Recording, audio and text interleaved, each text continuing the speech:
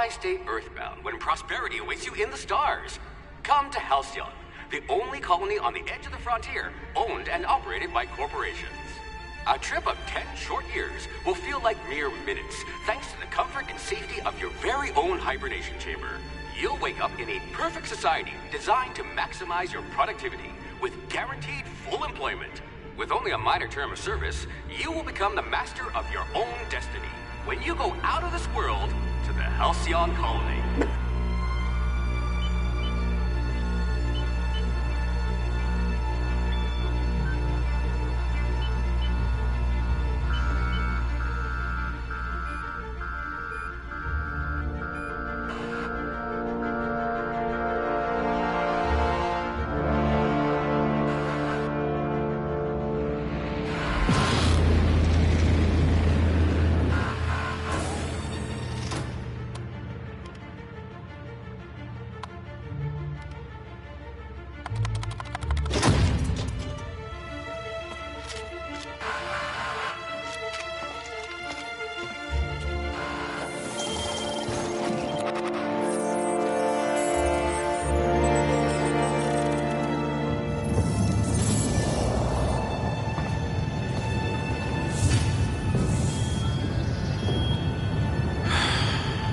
Hundreds of thousands of colonists will have to drift out here forever just to keep from damaging the board's bottom line. Disgraceful.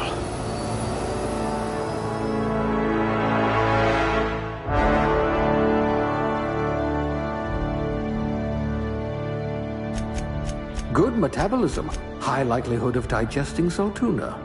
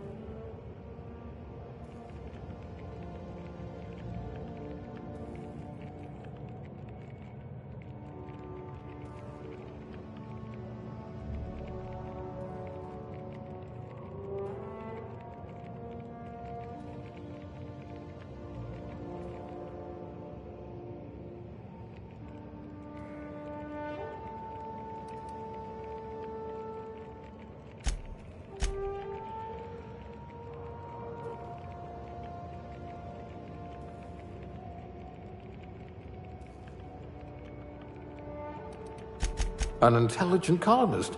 I remember when we had those.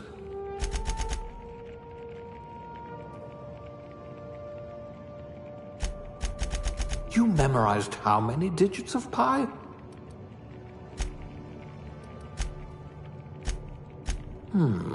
I'll have to use smaller words around you. You could get away with all sorts of illegal activity.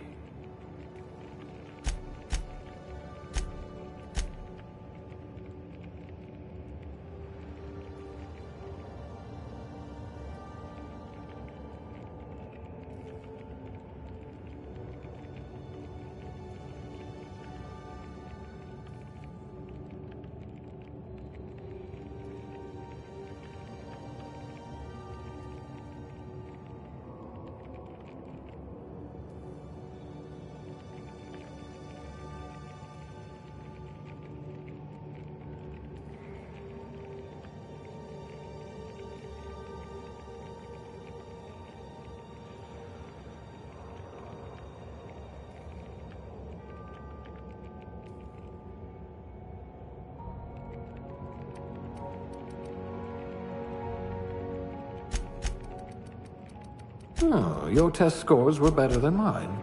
Almost.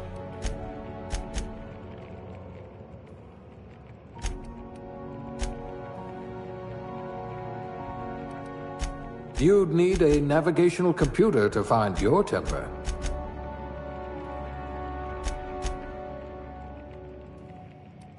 Oh dear. Did you actually punch out your anger, counselor?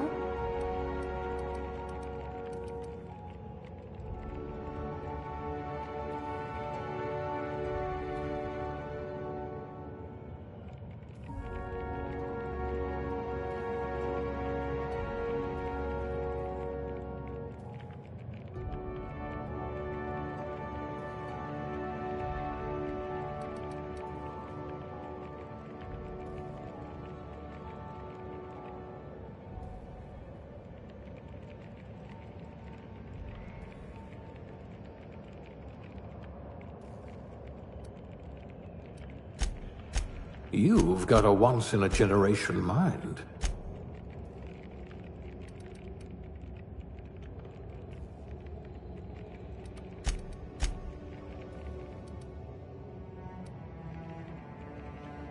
Two left feet, huh?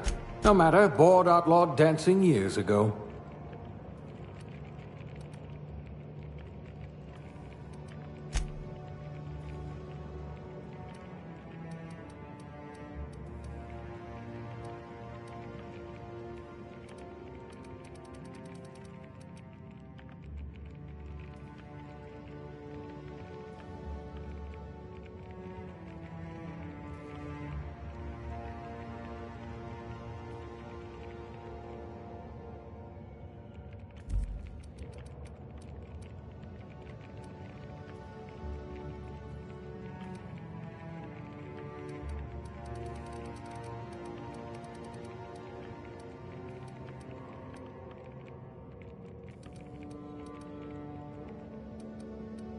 You are going to paint this system red, my friend. A crack shot. Capital. You could make a vicar doubt the law. You're easy to like. Should come in handy if you're stopped by a guard.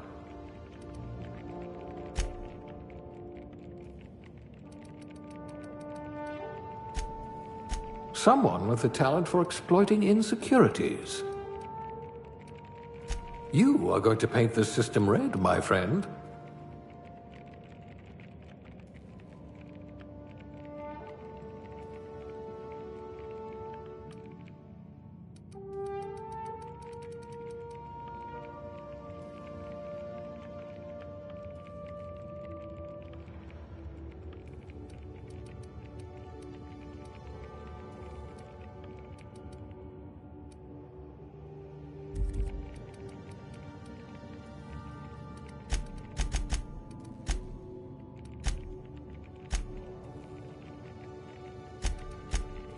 Nerve damage in your extremities.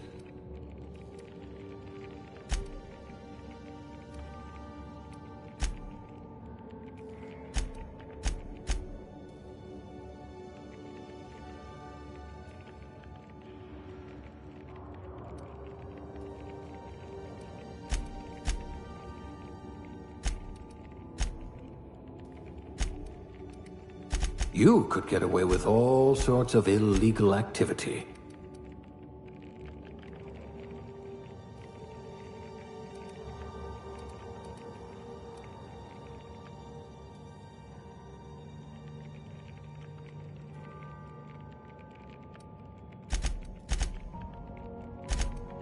You're going to have people hanging off you like tumors on a cysty pig.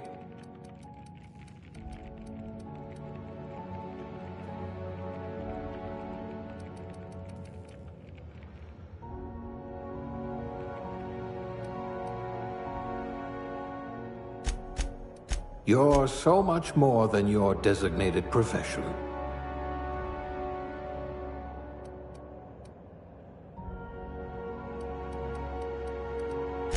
Handle bits for a living, huh?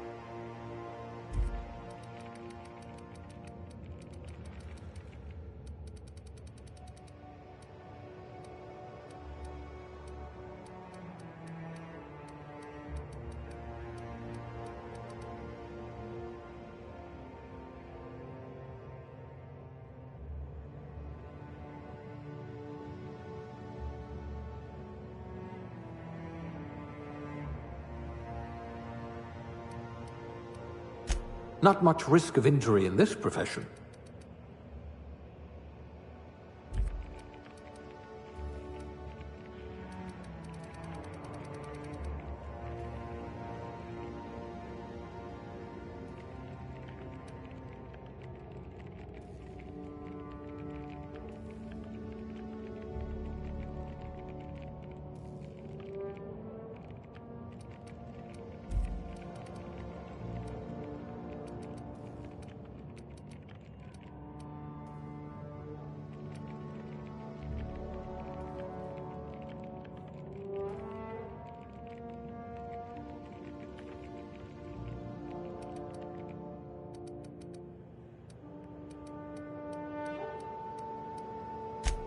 Not the circus time clowns, I hope.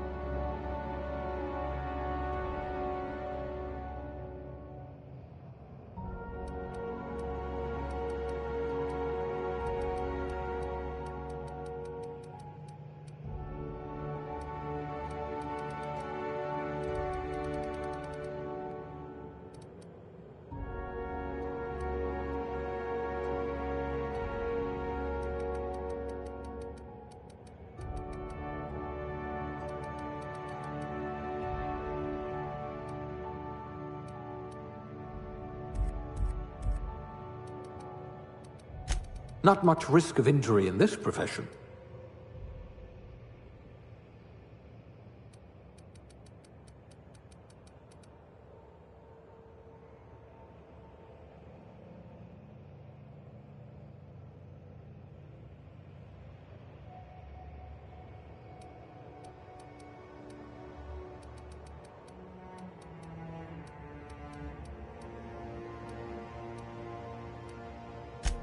I'd say your aptitude is being incredibly lucky.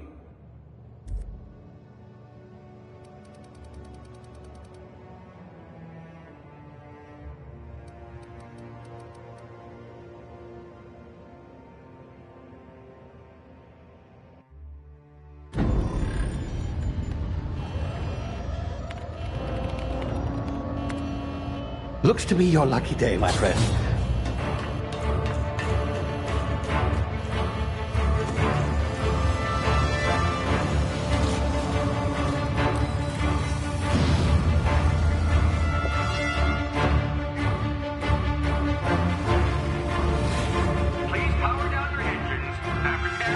Not likely, bootlickers. Initiate skip jump.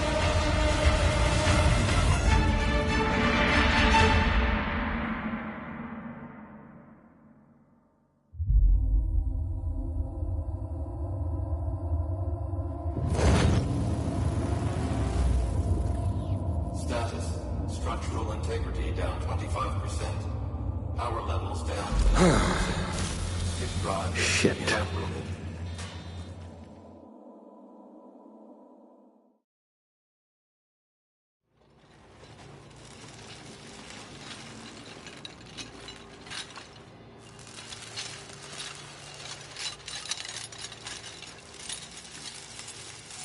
Ah, there you are. Wondering what's going on, eh? Bit of bad news there, I'm afraid. Your colony ship was inexplicably knocked out of skip space and forced to complete its journey at sublight speeds. This means that you and every other colonist on the Hope have been in suspended animation for 70 years, give or take. Normally, reviving someone after so long leads to some quite horrifying results. It's called explosive cell death, but it's really more of a liquefaction. Something wrong? Oh, yes, well, not to worry. I've pumped your body full of a special concoction I devised to keep you from dying so horrifically. Hopefully at all, but I guess we'll see, yes? Unfortunately, I used the last of my chemical supplies saving you. I know it's a lot to ask, but I must have your help securing more if we're to save the rest of your fellow colonists. I'd see it done myself, of course, but the board has a sizable bounty on my head.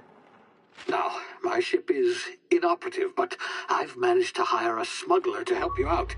He'll be... Oh, I see we're in position. Good luck!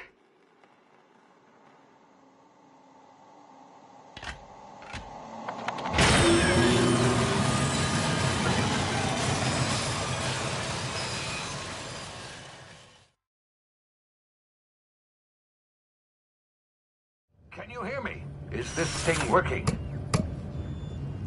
Ah, there you are. Now, where were we? Oh, yes, the smuggler. His name is Hawthorne, and he should be waiting for you at the landing site. He's to be your chauffeur, so to speak. Not to worry, I'm told he's a specialist. Dashing gunslinger, one-of-a-kind ship, that sort of thing. You'll like him, I'm sure. I've also outfitted you with a simple wireless monitor, so I can track your progress. I'll check in with you as soon as you land. Good luck. All the colonists are counting on you.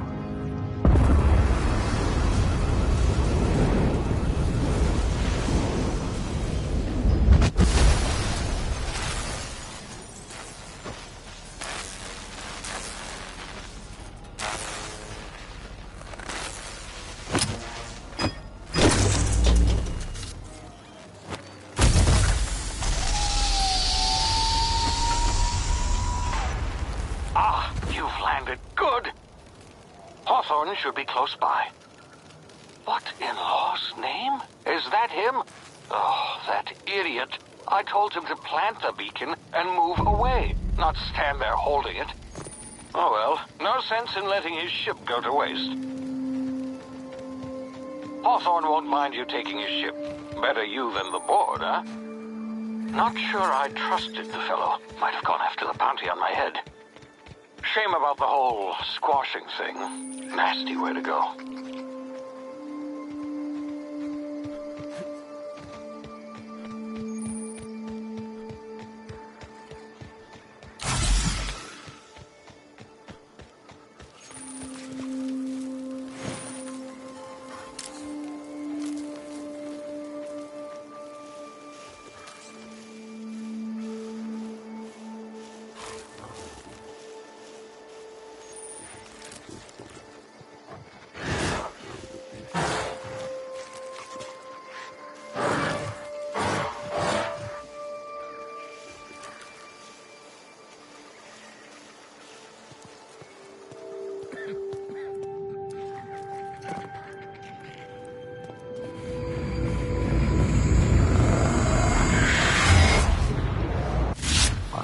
Now, you've been frozen for a while. There's bound to be unforeseen side effects.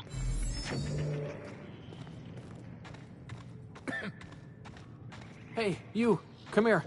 You've tried the best now. Now try the rest. Spacer's choice. Oh, law, that stings. Looks like the bleeding stopped.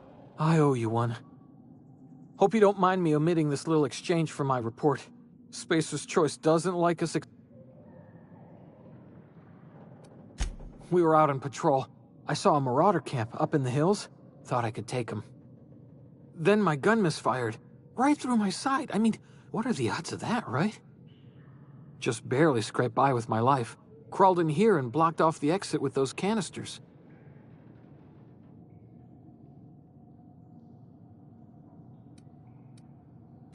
Gibbering, flesh-eating, law-breaking, unemployed lunatics with guns.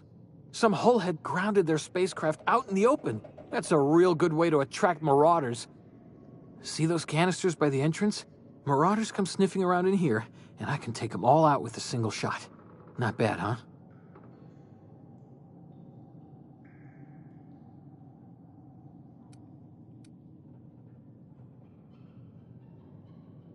Yeah, okay. You look like you know your way around a gun. Got some spare ammo, not counting the bullet in my side. Here, you can have my saber too, for patching me up and all.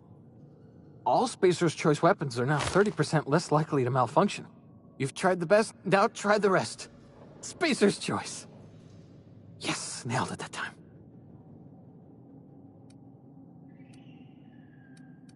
You hit your head or something?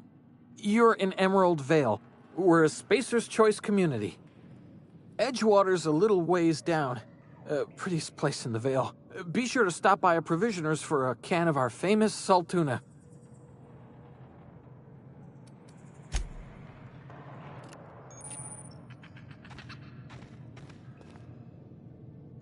Damn it, my ears! Oh, what just happened? Can you hear me? What in the... This...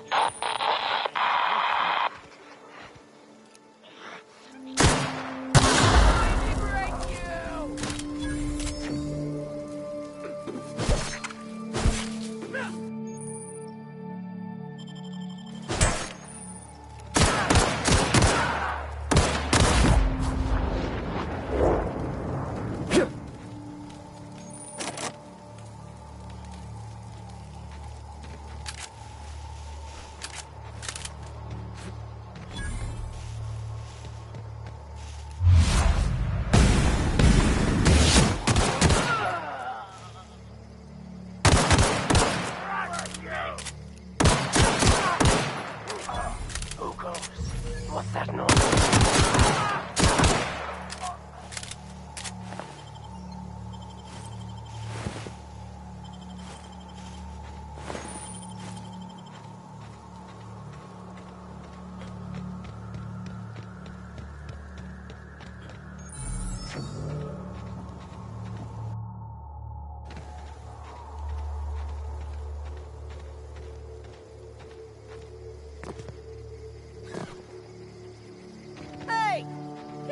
here before you get yourself killed. Don't know where you came from, stranger, but you best keep your head down. There's marauders hereabouts, and worse, landing violators. Gall on that rung leech. Landing in the Vale without using an official Spacer's Choice landing pad. I'd slap him with a fine if it weren't for all these marauders shambling about. You out of your mind? No way. Once we've dealt with these marauders, I'm hunting that sick freak down.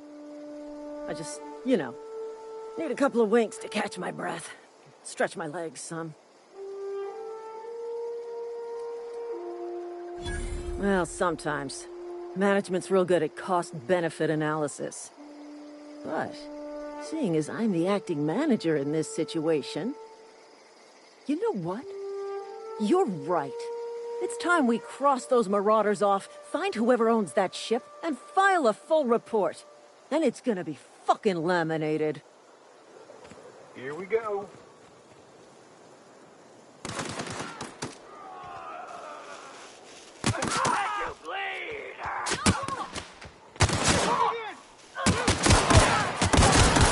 Bonus.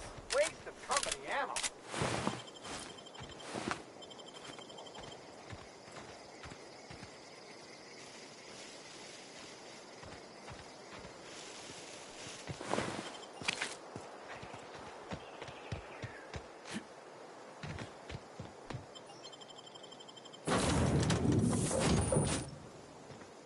Please be informed that this vessel contains no valuable plunder. Intruders are not authorized. Marauder, please be informed that ignoring me is dangerous for your health.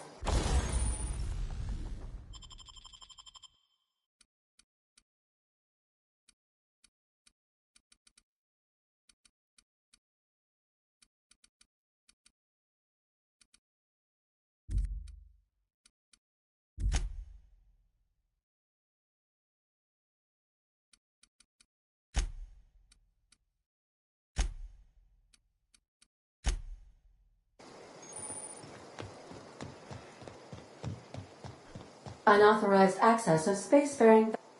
Hello, Marauder. I am Ada, the autonomous digital astrogator of this vessel. Please be informed that I am authorized to use violent retribution against unwanted solicitors. Please return any misappropriated equipment and exit this vessel in an orderly fashion. Failure to do so will result in your immediate destruction. Jettison procedures initiated. Disengaging airlocks. Preparing to eject all horned parties in 5, 4, 3, 2,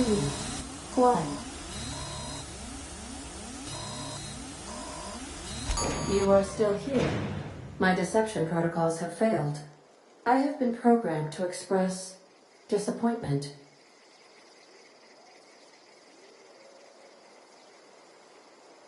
I am incapable of accepting orders from anyone other than Captain Alex Hawthorne. I understand. I will require some time to process this information. Thank you for your patience and for your honesty. I am programmed to take orders exclusively from Captain Hawthorne. If I accept your orders, then you must be Captain Hawthorne. Do you understand?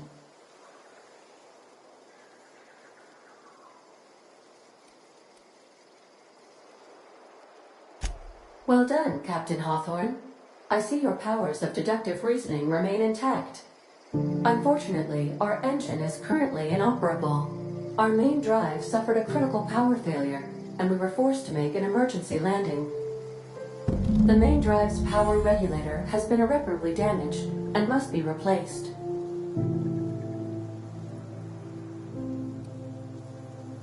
Astutely observed. However, the probability of locating a power regulator within a worker settlement falls within acceptable parameters of certainty. High-capacity power regulators are sometimes employed in the electrical networks of worker settlements. I have taken the liberty of printing you a new Captain's Identity cartridge. Please try not to lose it this time. This cartridge identifies you, Alex Hawthorne, as the registered proprietor and captain of the Unreliable. Do you understand?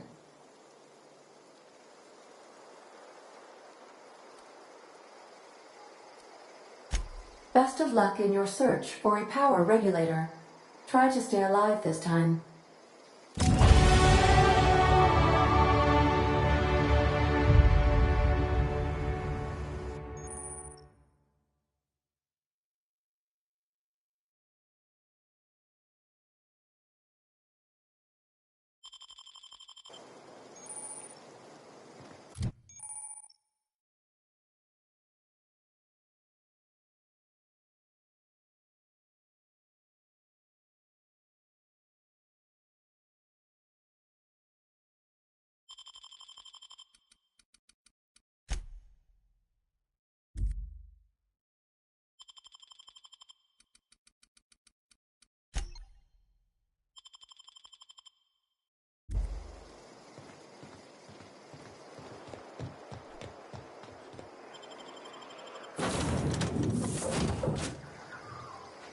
Say, this wouldn't happen to be your ship, would it?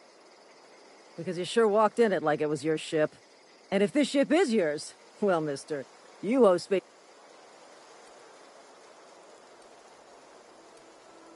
Oh, by the law. I'm so sorry. I had no idea we had an inspector coming. If you'd like to speak with my manager, I report to Constable Reyes in Edgewater. Edgewater's not too far. Just follow the road east of here, over past the cemetery. Now, if you'll excuse me, I need to inspect the crime scene before I make my report.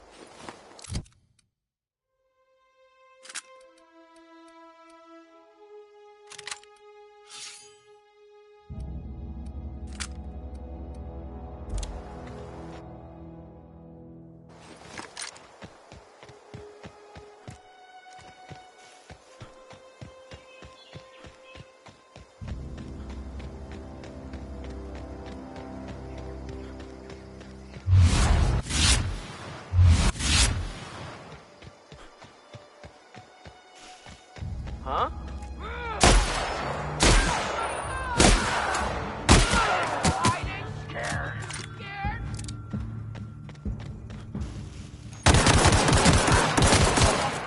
I smell blood.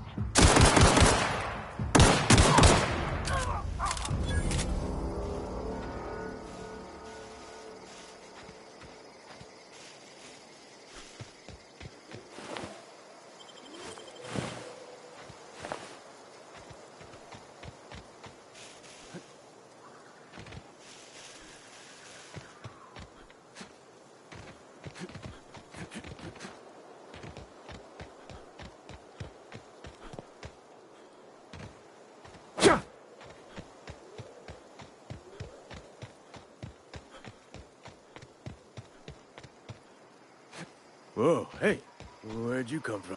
Don't go ambling out in those hills. That's Marauder territory, friend.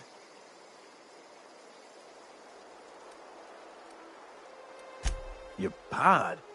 What are you on about? You take a bruise to the cranium? Ain't safe out here.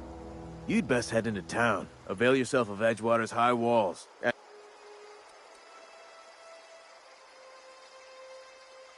Pleased to make your acquaintanceship. That chick named Silas. Junior in humor for the town of Edgewater. We're all...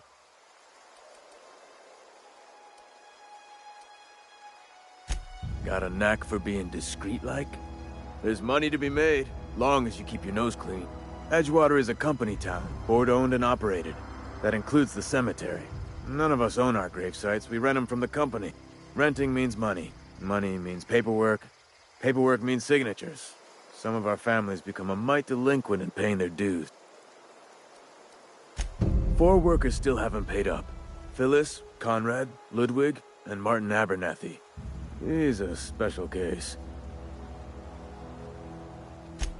He just is. Look, I don't want to get into it. Just make sure he pays up. Conrad's got a barbershop in town.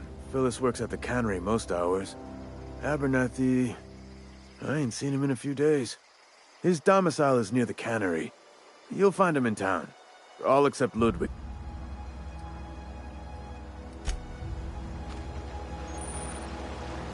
I could really go for some self-treatment. I could really go.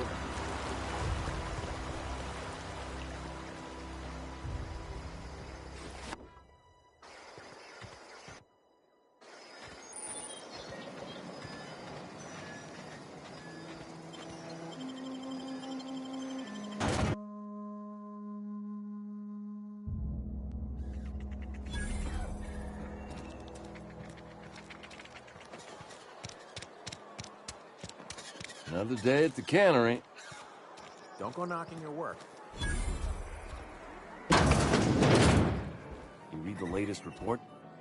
Only the part that said we... I don't know you.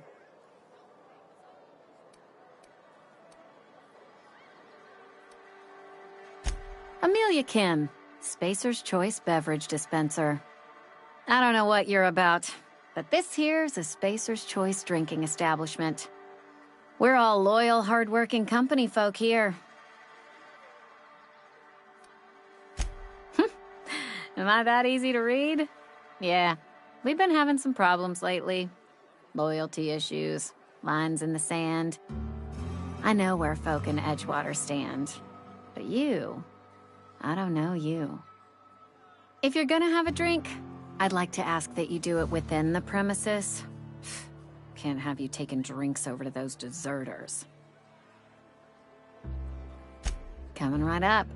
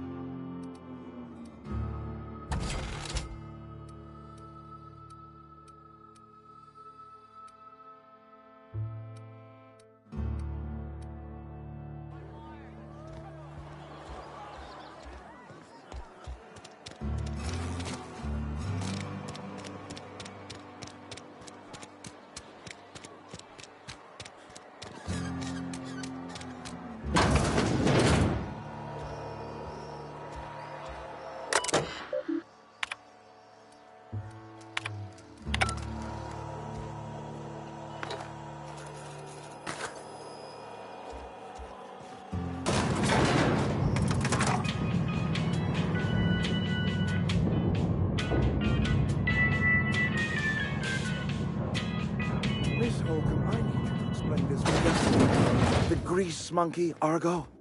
Seems we've got a guest. Really now, Parvati, I do wish you'd spoken up.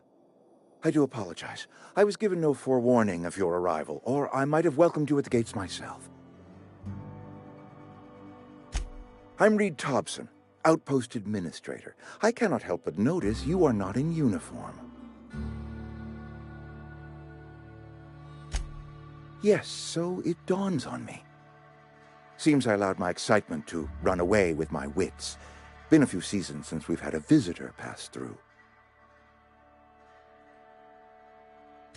Only regulator we got is hooked up to the town transformer. Mr. Thompson ain't liable to be keen on dismantling it.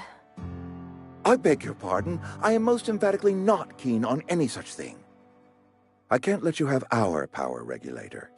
But I happen to know of another one. And I happen to know exactly how you may retrieve it without frying yourself in the process.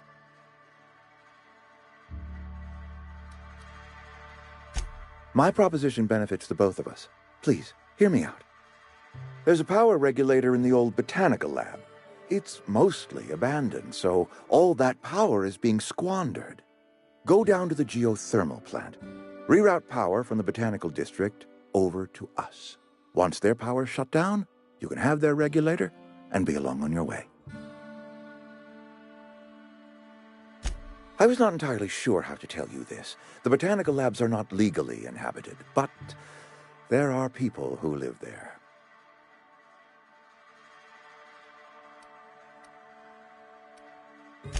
The people living in the botanical labs. They're deserters, former workers. I need them back at their posts. I need them to come home.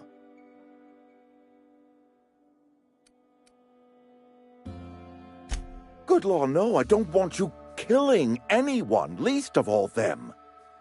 My hope is that by cutting off their power, you will convince those deserters to come back to town. Before you go to the plant, I want you to stop by the botanical lab. Speak to their leader, Adelaide. Tell her the power's about to go, and that it's time her band of deserters came back to town. My dad told me all about the plant. Taught me all he knew. I could come in useful. I mean, if that's all right with you, Mr. Thompson. Sir. I hesitate to part ways with Miss Holcomb, but I cannot deny that she is talented, and may prove useful to you. You will need an administrative passcode in order to enter the plant. I am trusting you with mine, and trusting Miss Holcomb to guide you if you'd like. Great!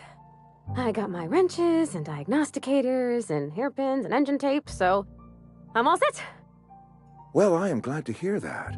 Best of luck to you, and thank you again for your help. It is a lot to ask of a stranger, I know.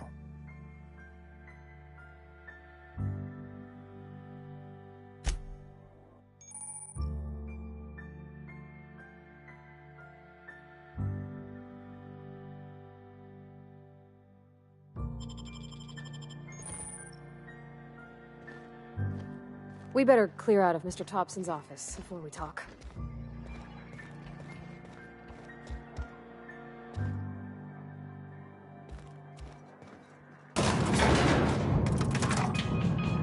We better clear out of Mr. Thompson's office before we talk.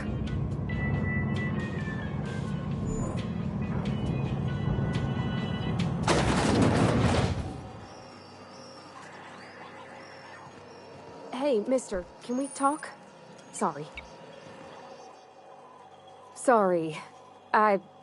You just want to get out of here. And you likely don't want to tag along like me. It's just, Mr. Thompson has his own view on matters, on account of it's his job and what all, but that's not the only side of the tale.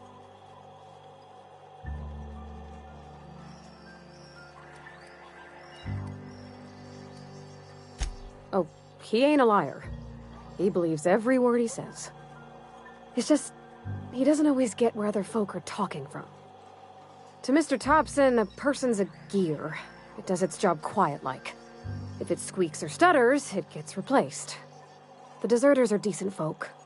I knew some of them before they left.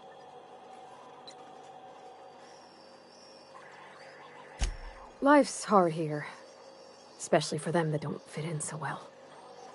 We're one big Spacer's Choice family, but every family's got the one the rest whisper about. Mr. Thompson's aiming to take away their power. They'll have no lights to see, nor heat to cook. They'll be at the mercy of marauders, or worse. I think you should talk to the town's vicar about it. Max, his name is.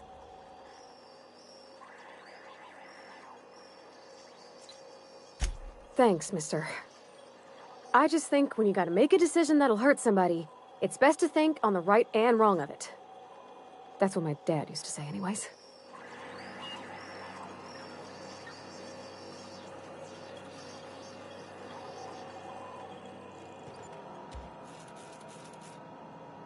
I'm going. I'm on my way. Sorry, I got a lot to do.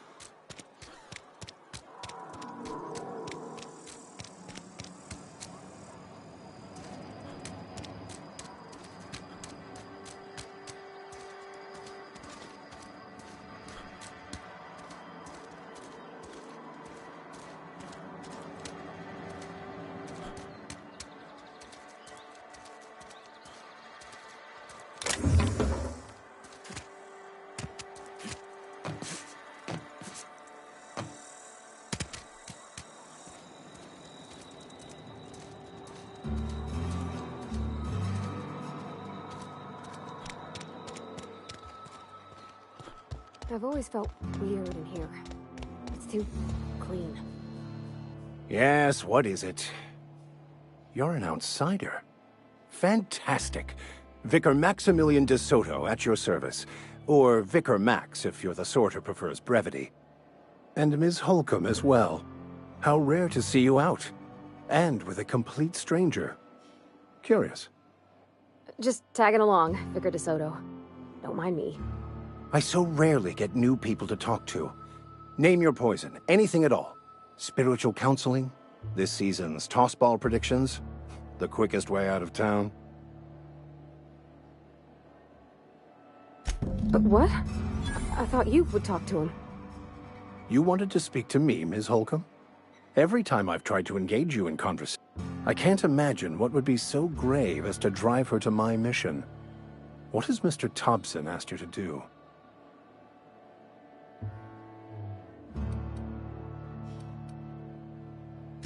That seems well within your expertise.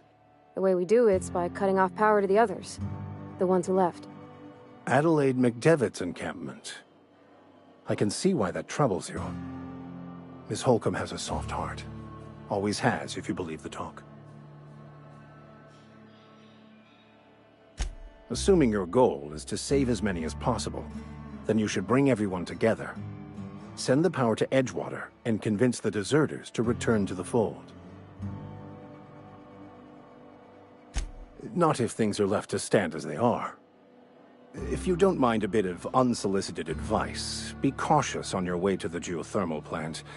It is not as safe as you might assume.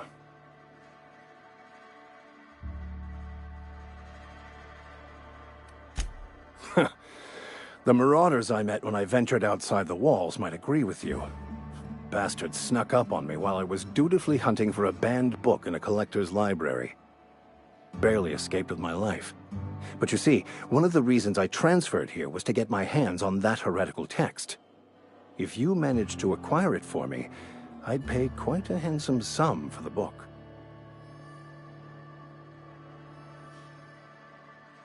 It's a handwritten journal. A faded blue cover with the name M. Bakonu handwritten in the lower corner. I'll mark where I saw it on your map. Assuming you're serious?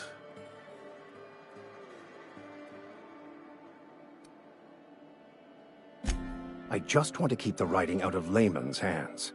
It wouldn't do for such information to fall into public consumption.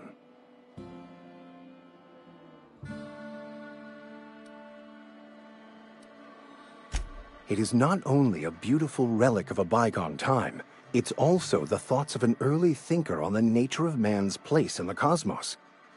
Not many in this colony could understand its true value, should they ever read it. Thank you. If you retrieve it, you can always find me here.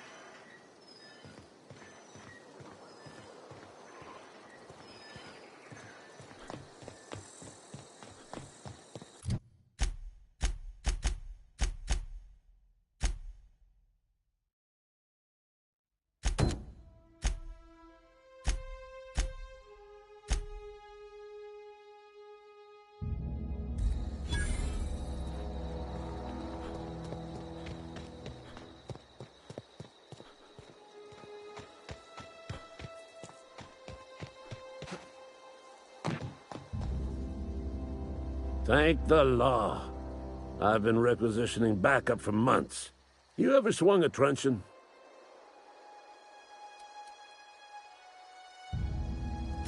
I told Silas I'd pay my dues if he agreed to join the resistance. Guess this means he's finally heard the calling. The war. I'm talking about mechanical soldier. Cold, heartless automatons made of iron and lies. That's right. That's what I've been saying. We gotta square our shoulders and stand ever vigilant. Auto-mechanicals. Creatures forged in the fires of malevolence. I seen them over by the old power plant, clattering about, firing at the birds, orchestrating their uprising. When the swarms of mechanicals come clanging on over that hill, where will you be? Cowering beneath your cot? Or standing shoulder to shoulder with the resistance? I've been gathering up a war chest over the enlistment fees. They have sent a scout. The scout must not be permitted to return to its base of operation. Mechanicals got a weak spot in their midsections. When I was little, we'd get freighters in every Sunday noon. Now they only come but once a month. I love the wind here.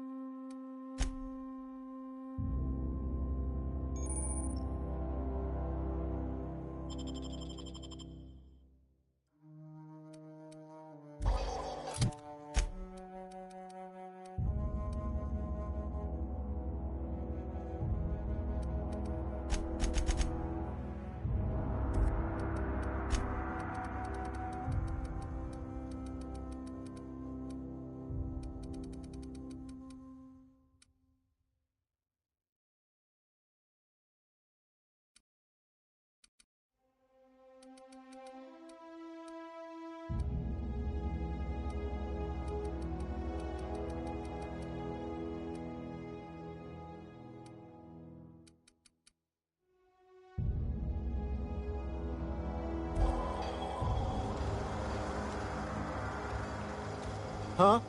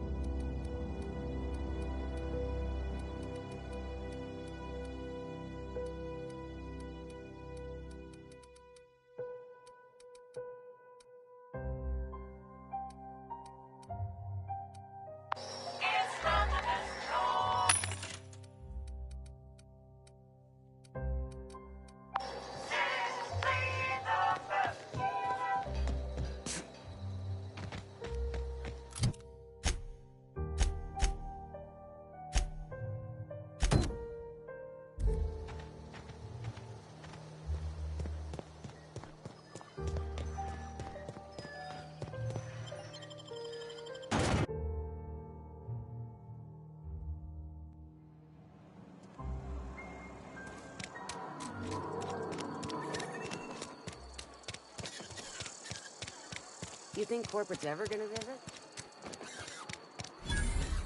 Another day at the cannery.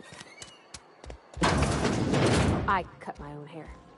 Please don't touch anything. Your hands are probably crawling with germs. Physical hygiene recapitulates moral hygiene. Cleanliness is next to lawfulness.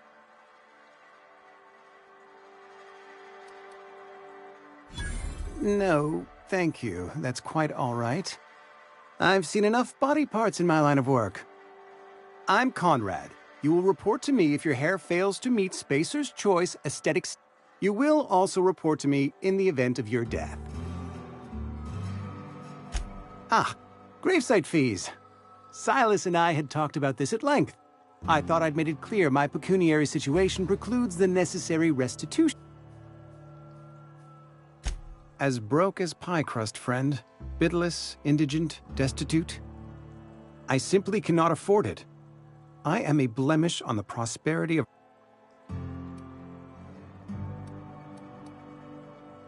Thank you, no. I despise the cereals. Tell Silas I can't afford to pay. And that I fully expect to have my medical rights revoked for this dereliction. With my apologies. Some time ago, I fell ill with the plague. By the grace of the law, and through my own hard work, I'd proven worthy of treatment. Frankly, I don't imagine I'll earn that right a second time. The barber work hasn't been profitable, you see. I've had to keep this old place running with my own savings. Not a bad idea. But I'd need some kind of collateral. My pair of lucky clippers! No, that won't do. Your idea intrigues me, but I'm afraid I don't have anything to give Silas. I'm open to suggestions.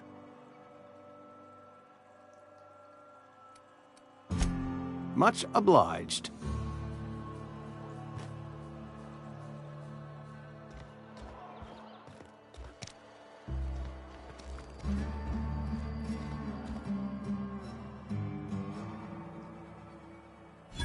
Oh? Am I in the company of a fellow doctor?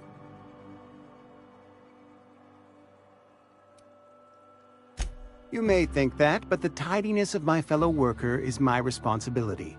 Alive or otherwise.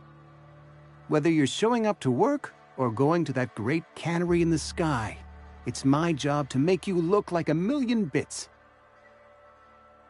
Go ahead. Edgewater has been good to me. I consider myself privileged to work here. I am never wanting for work, not since the plague started. The plague's come at us with a vengeance this year. Lost 6 workers in as many months. I wouldn't call them good workers, mind you. If they were any good, they'd have been treated. Still, it is a shame. Fever, chills, fatigue, aching, vomiting, an excess of phlegm, a tendency towards belly aching. Company policy, friend. We don't have enough medicine to treat all of us, so we treat the best among us. We're a sensible people.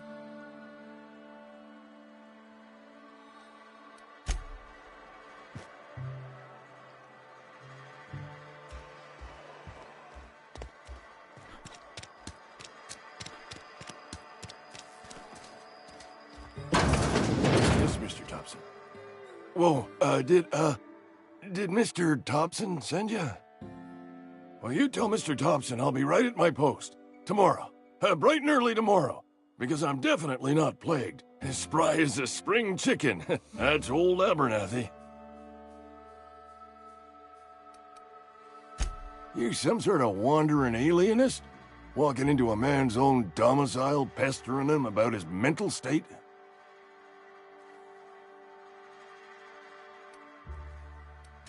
You don't know that. I could have been saying anything. Maybe I said vague. You know how words sound a mite strange when you're sick. Wait, no. Oh, damn it. Okay, listen. Maybe I am feeling a little under the weather, but I swear I'm on the mend. Please, don't tell the constable.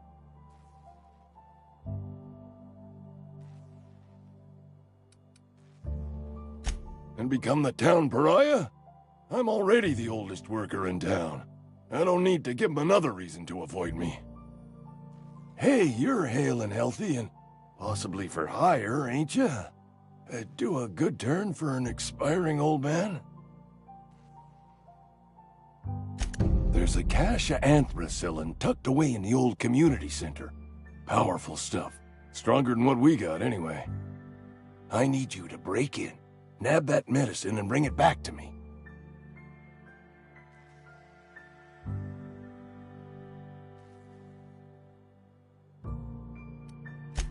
I'll do what I can. I tried medicating myself with Adrenatime. Didn't do much for me, as far as I can tell. Anyway, I can't just buy medicine. Distribution of medicine is strictly prohibited to any workers beneath the acceptable margin of health. Company policy.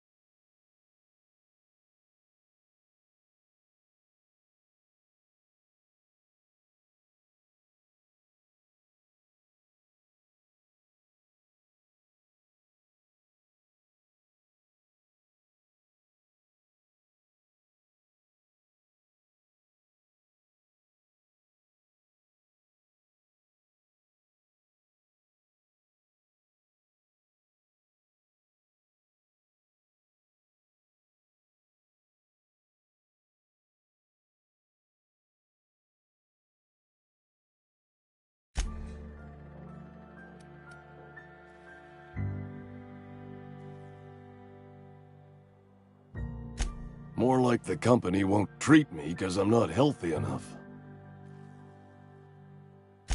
You will not find any guards within sight of that old place. Marauders, on the other hand.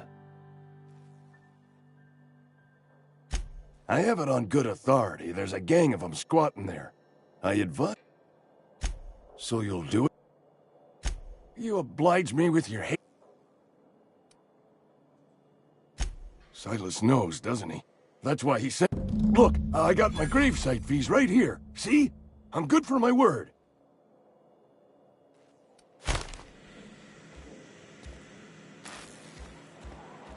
You're making a mistake working for Abernathy.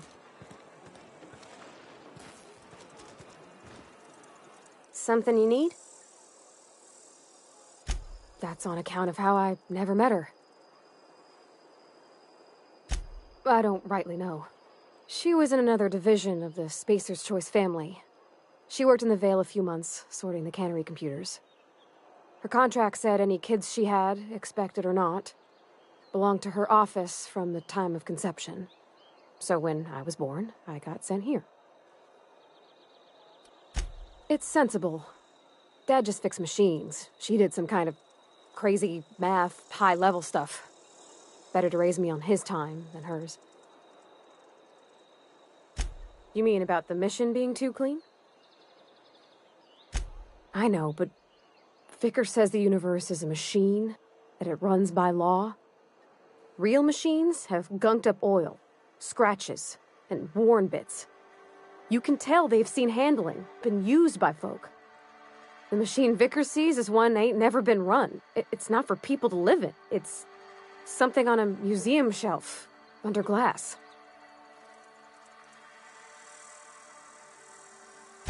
Fixing the universe is a job for somebody way better than the likes of me.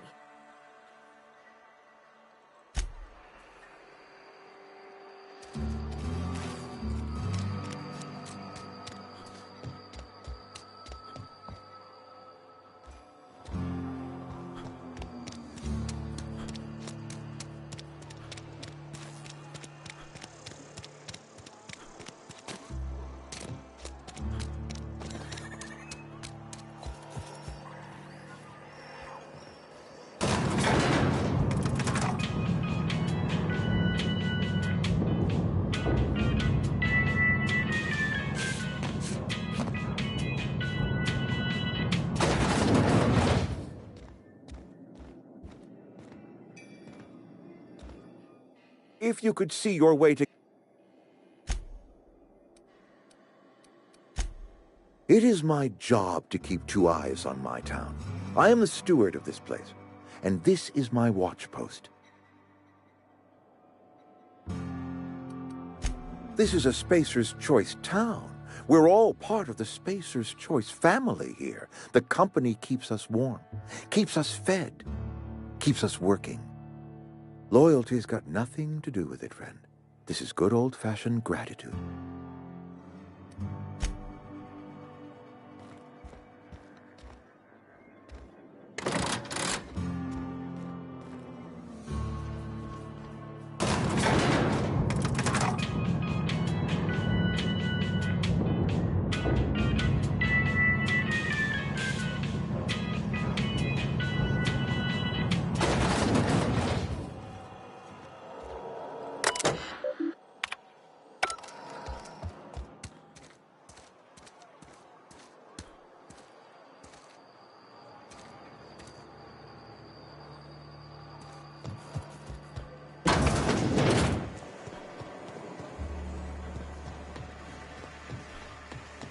You the new worker? Whatever. Make it quick, Tenderfoot. Shit. Silas still on about that. Here, take the fees. I'd appreciate it if you didn't tell Reed I was late on my payment. Because they're not my fees and not my gravesite. Guy I worked with shot himself. I paid the bill. If you're not familiar with board law, you ought to be. Law requires delinquent gravesite fees to be paid by the deceased party's closest living relative, which meant me. Shame, though. Eugene was a good worker. Woke up one morning and put a round through his upper story. Can't imagine why. The kid was doing all right at his desk. We all thought he was an upstanding receptionist. Just between the two of us, I'm pretty shocked his weapon didn't misfire. Spacer's Choice handguns aren't the most reliable.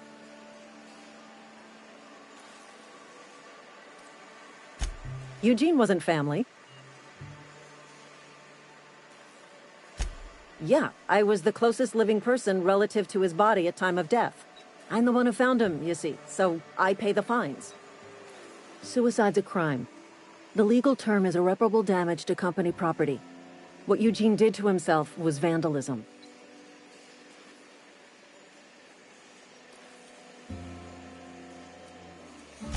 First of all, that's a horrible thing to say. Secondly, yes, we did. When one of your workers commits a crime, the entire town pays for it. In other words, Edgewater would have been penalized pretty hard. Whatever Eugene was worth as an asset, we would have had to pay out of pocket to Spacer's Choice.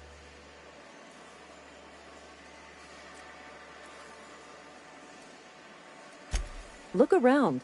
Edgewater ain't exactly swimming in luxury. We can't afford to pay the body price of a suicide. All I know is Silas asked me for Eugene's gravesite fees, which means he was approved for burial, which means his papers went through, which means the town's in the clear. I'm just glad to put this whole ugly affair behind me. Eugene can rest his bones in peace, and the rest of us can get on with our own lives.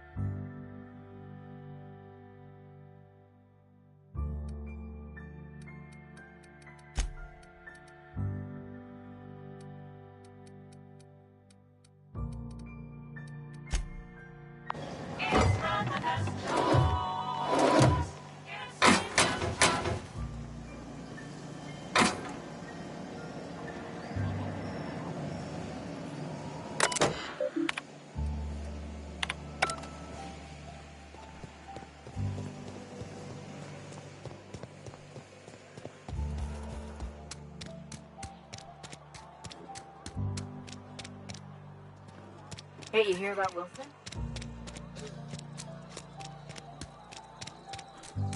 Sometimes I wonder what I'm doing. I've never actually been in here. Welcome to the Spacer's Choice Constabulary. We are Halcyon's leading brand in frontier justice. The office is writing up promotion. Purchase 3 criminal investigations and the 4th one's free.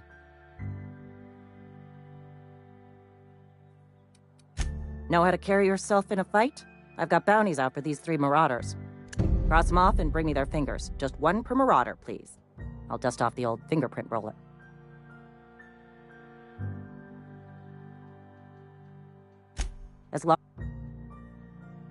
His likeness decorates many a wanted poster. Do you have any relevant information about this individual?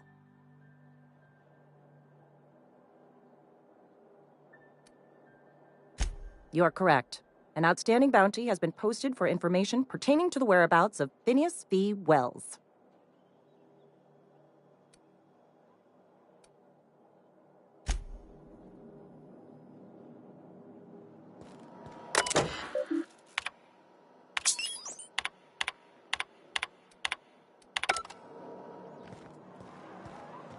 Almost lost a finger in...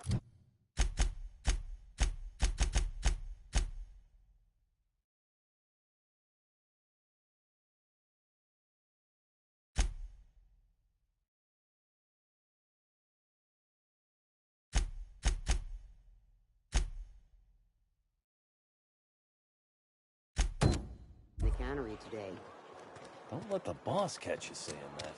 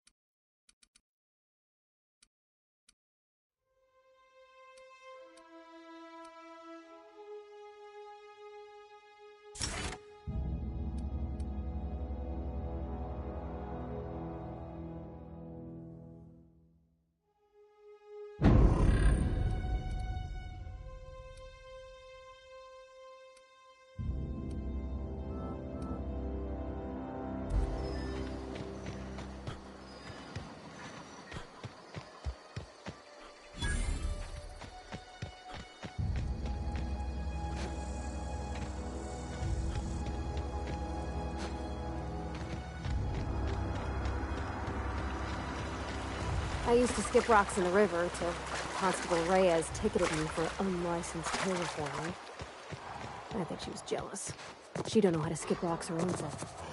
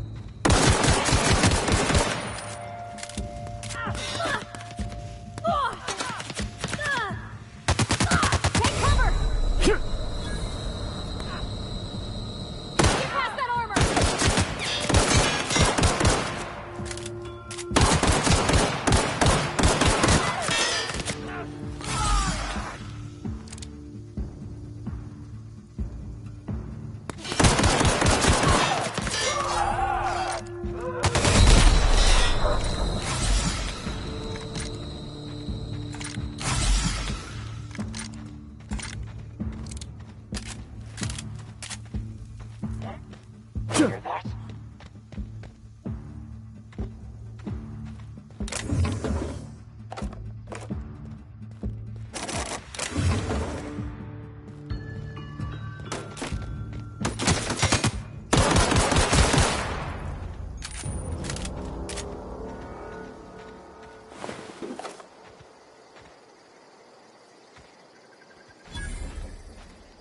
Where are we headed?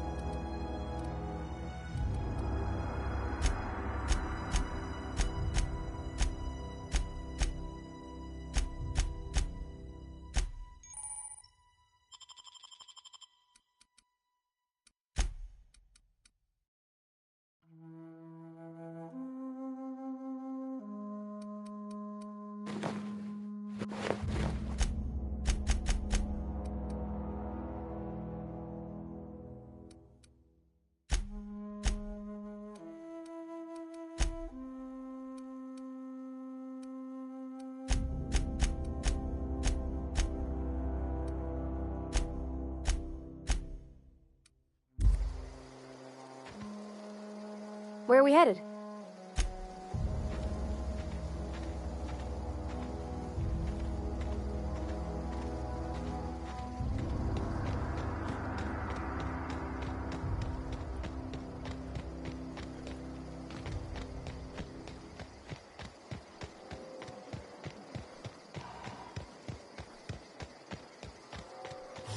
Incoming!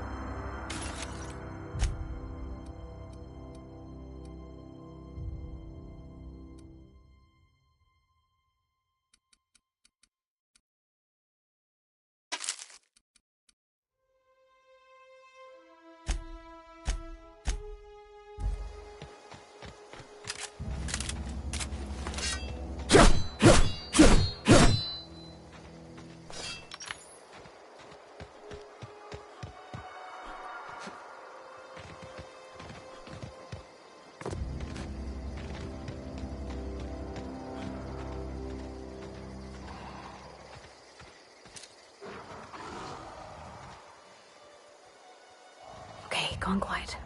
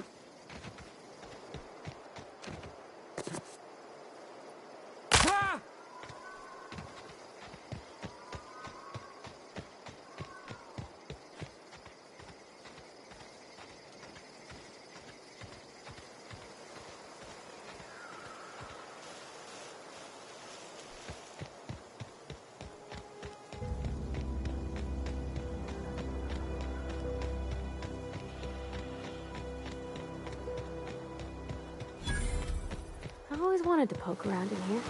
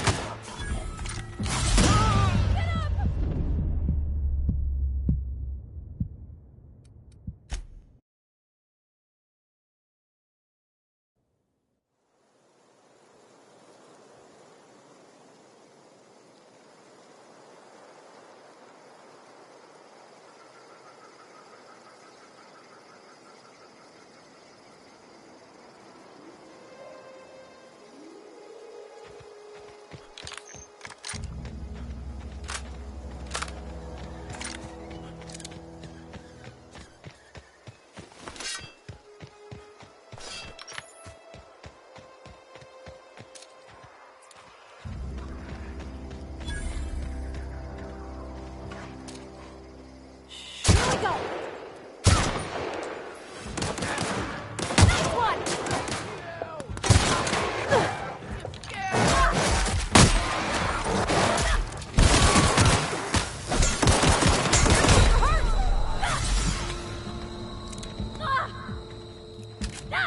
Not getting through!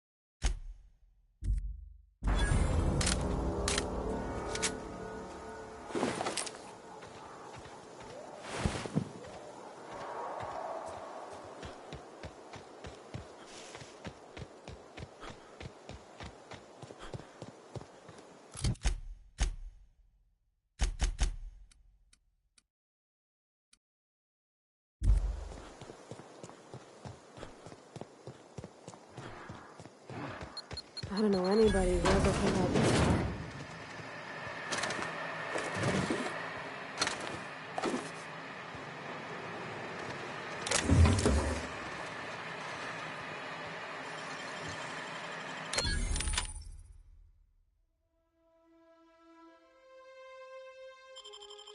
Easy.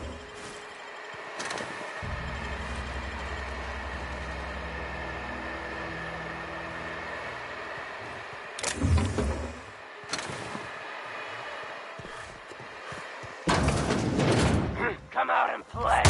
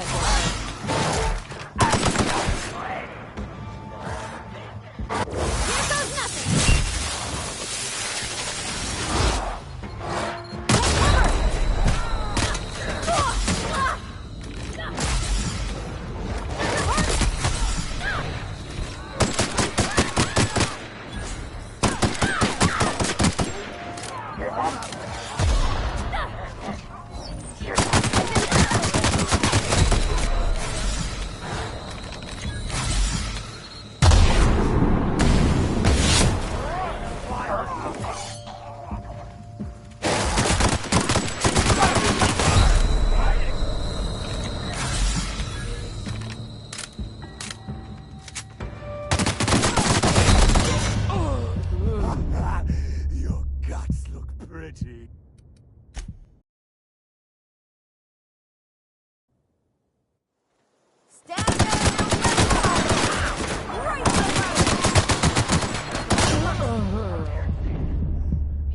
Come out and play.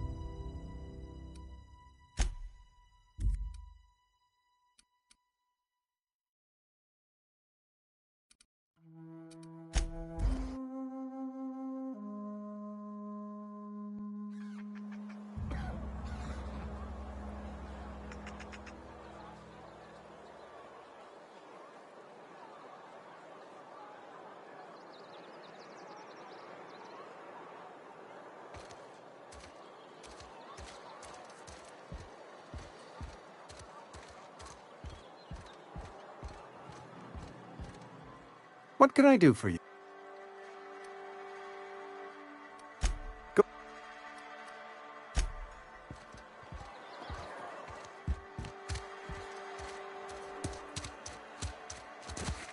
Wish we had some better rations. We pay by the finger. Gil Antrim. Real name, Guillaume. Duly processed by a freelancer on behalf of Spacer's Choice. I remember him. I was just a kid last I saw him. Shame. I'll just need your signature here, here, here, here, and here. Mabel Burgess. Age 37. I remember Doc Burgess. Conducted my physical every Still one out. Here we are. Bertie. Bert was the local preacher before Max took over. Well, that's all three. You've done such a bang-up job hunting down our former workers that I thought it only proper to deputize you. Congratulations. Let me stop you there. It is official Spacer's Choice policy that all Marauders... Marauders are folk who lost the will to keep working, wandered out into the wilds and gave into their baser instincts. Not everyone's cut out to work in Edgewater.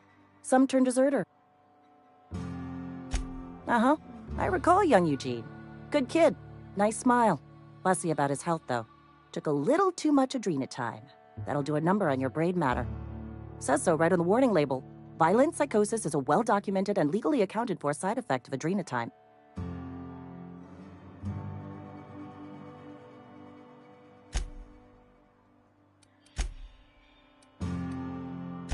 If this is a setup to a joke, you should know I've never found anything amusing in my life.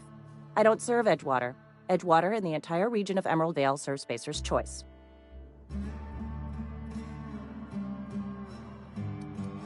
Spacer's Choice is a wholly owned subsidiary of Universal Defense Logistics, which occupies a seat on the Halcyon Holdings Corporation, also known as the Board.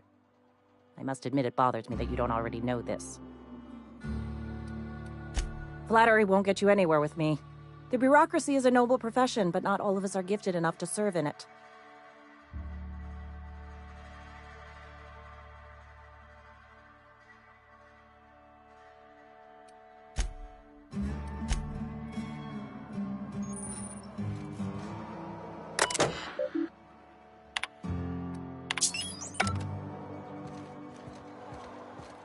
Almost lost a finger in the cannery today.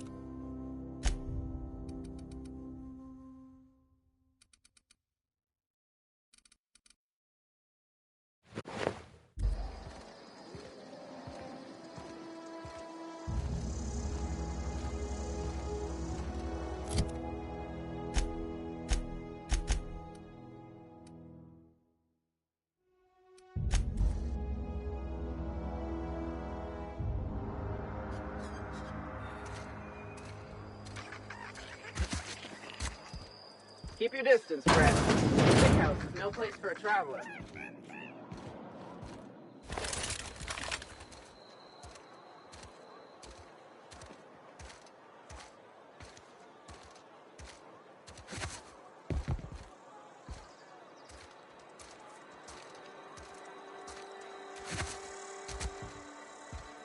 You're not a big drinker, are you?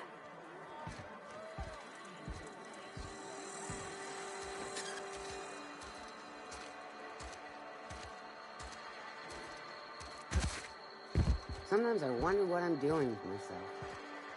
We should keep our voice.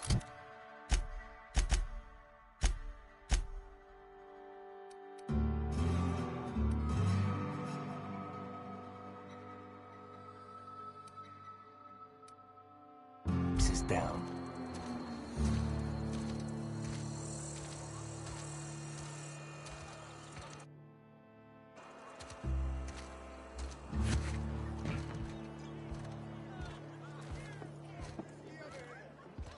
Oh, I almost...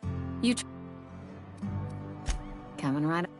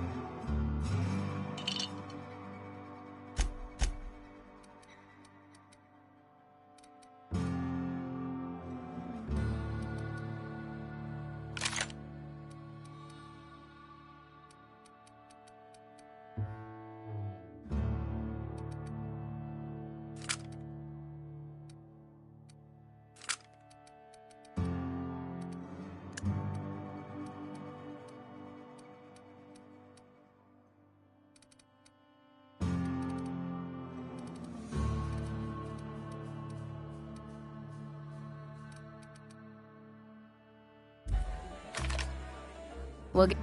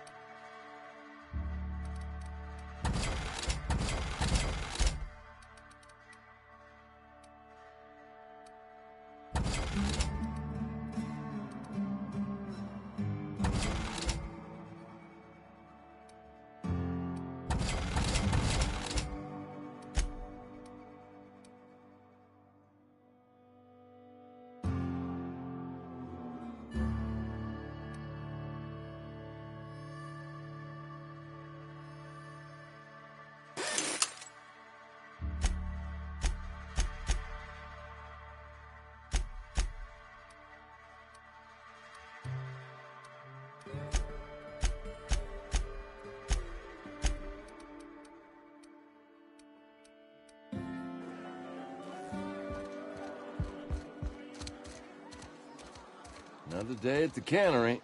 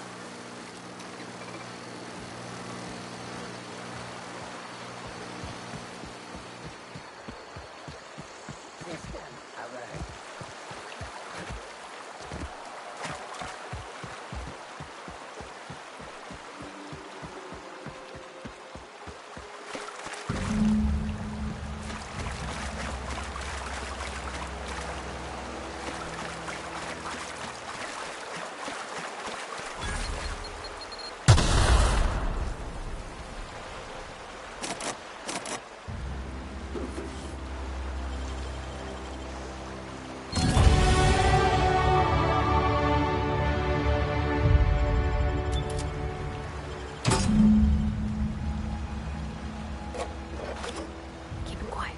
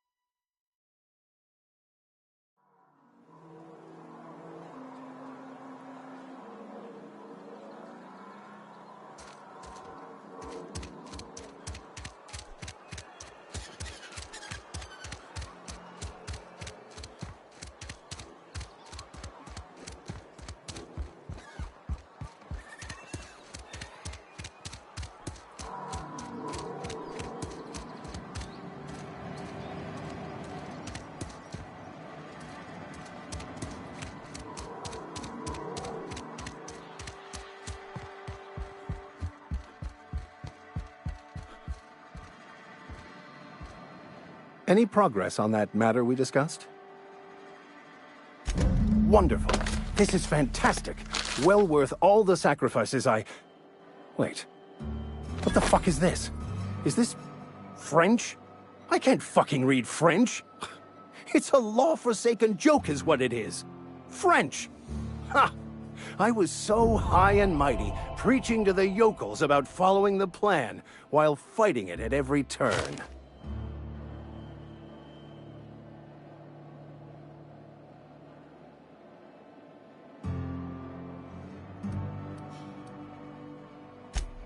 Well, yes. I've spent my life searching for the keys to unlocking the secrets of the universal equation that underlies the plan. I had hoped this book held some of those answers. I became so desperate, I even got myself assigned to this plague-ridden backwater to find the damn thing. All the time and suffering I've spent. Wasted.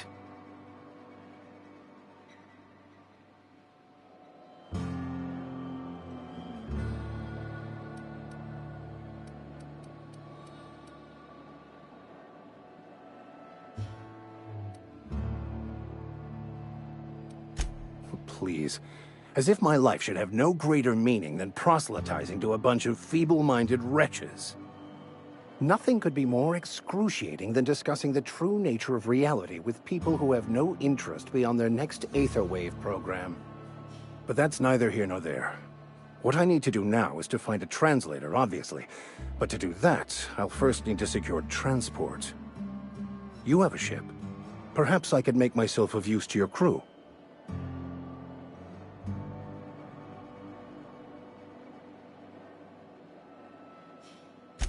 Certainly. I already gave you most of my money. I'm pretty handy with a tossball stick, or any blunt instrument, really. Oh, I'm fairly competent.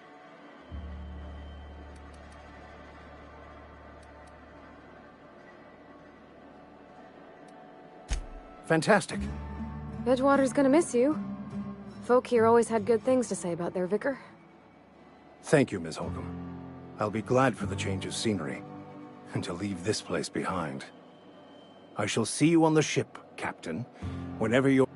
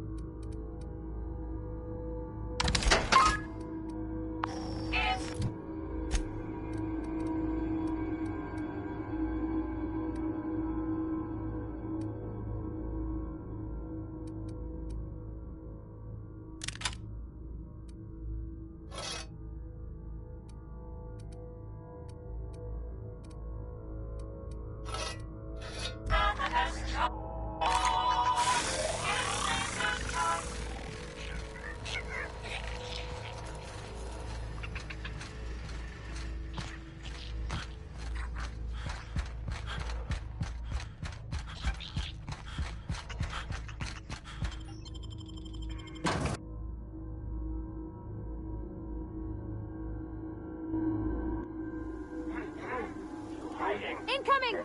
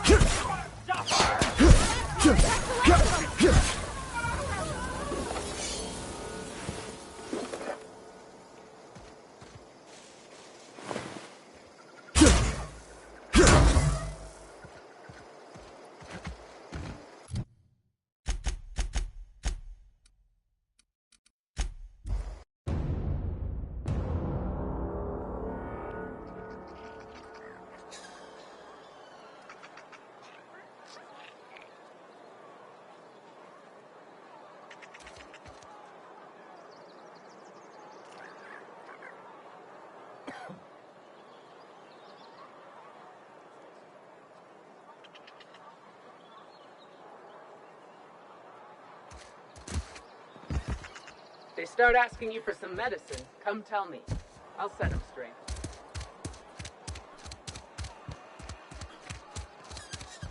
Hey, I need... You wanna mingle, go try the cantina. Let's see it. Sweet life-giving nostrum. Scratched together all the bits I had around the dump. You're wringing the blood out of me.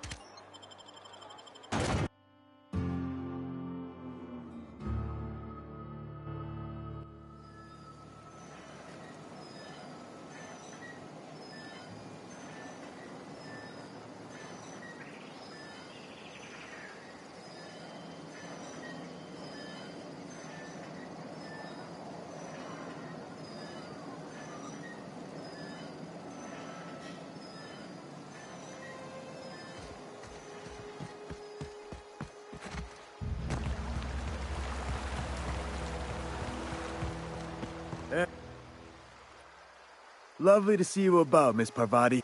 Things going all right, Silas? Been keeping him careful and true, miss. Best to ask her your... My dad's buried here. Silas watches over him when I get... Oh. Something I... You run...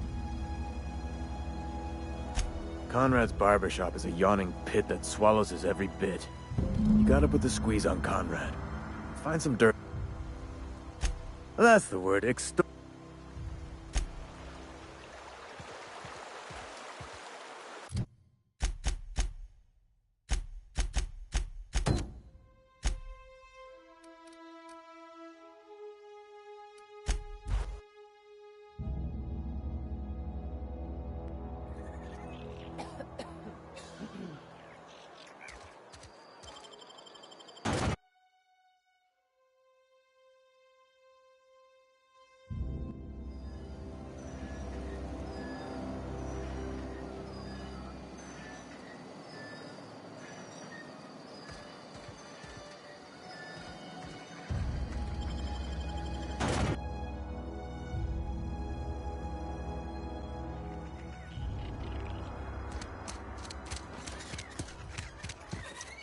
Nope.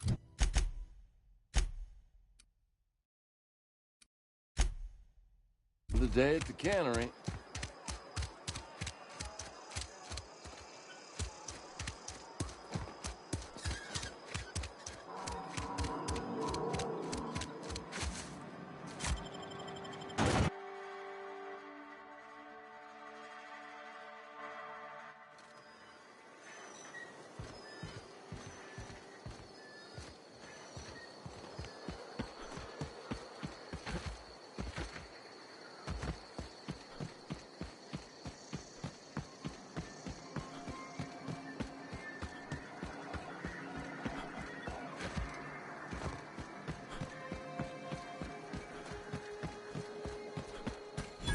Aw, he ain't no threat.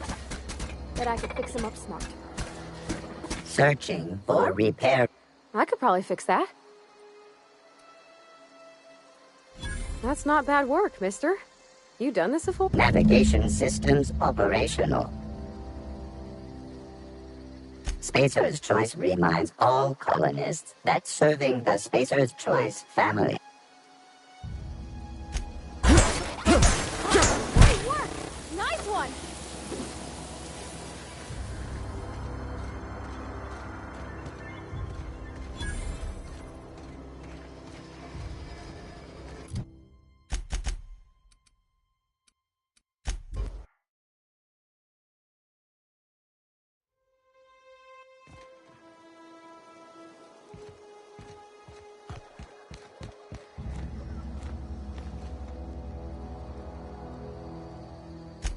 You beat that scout to scrap with its own legs?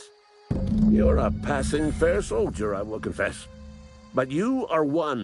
Cantina, lavatory. Sharp, ain't it?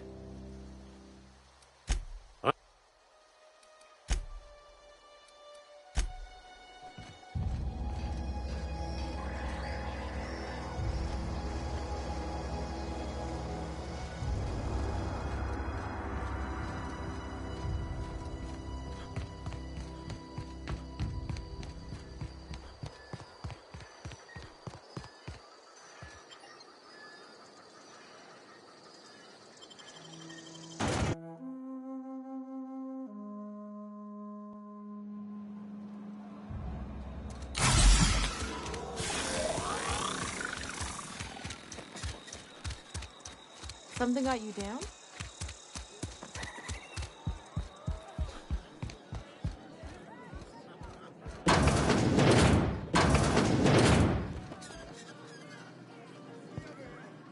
Okay, going quiet.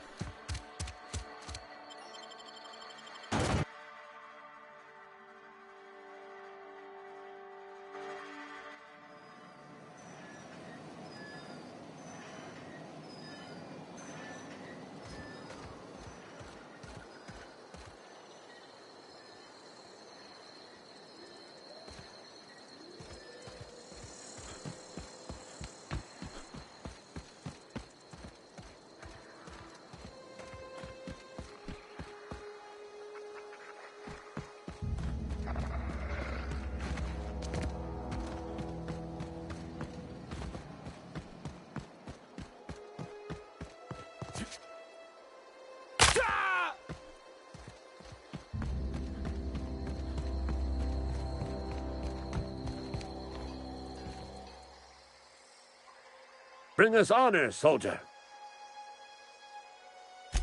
Feast your eyes, soldier. This here is a genuine Spacer's Choice injury customizing unit. Designed to deliver. You ever want to see a mechanical flailing around like a grounded fish? Time's come for you to journey down into the black heart of the... Unfortunately, the old plant lies outside my board. I've been after a passcode for years. Boss said no, and I need you to get us the brain of a mechanical. Well, not exactly a brain. If you die horribly...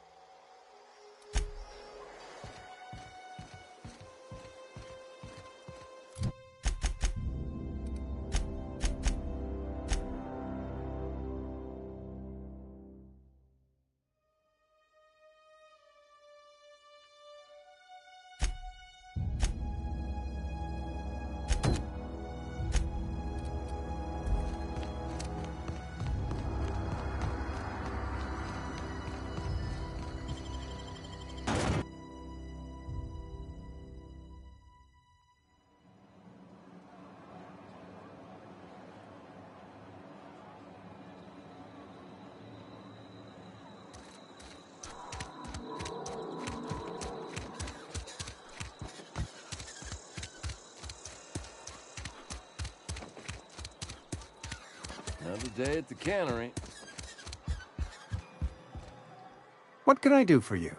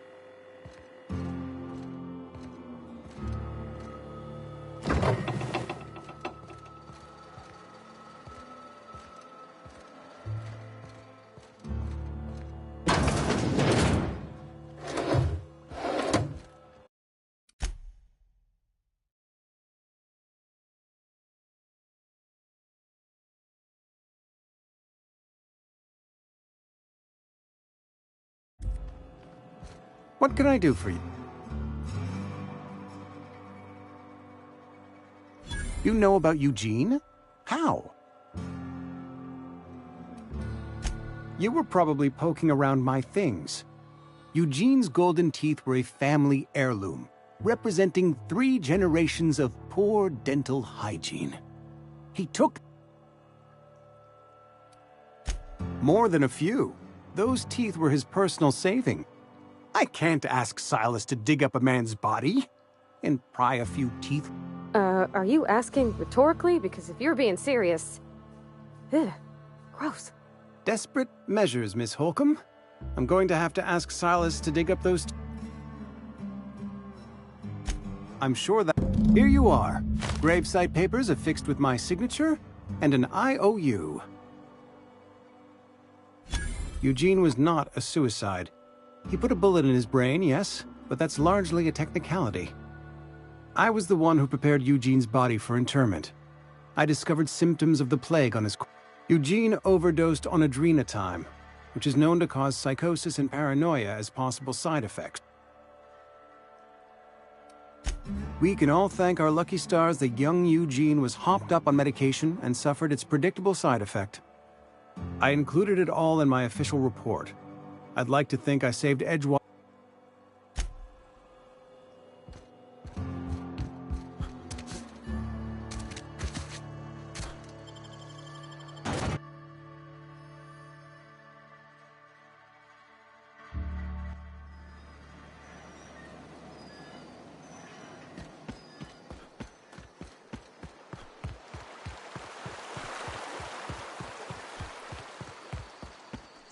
Grave digging's a fine profession.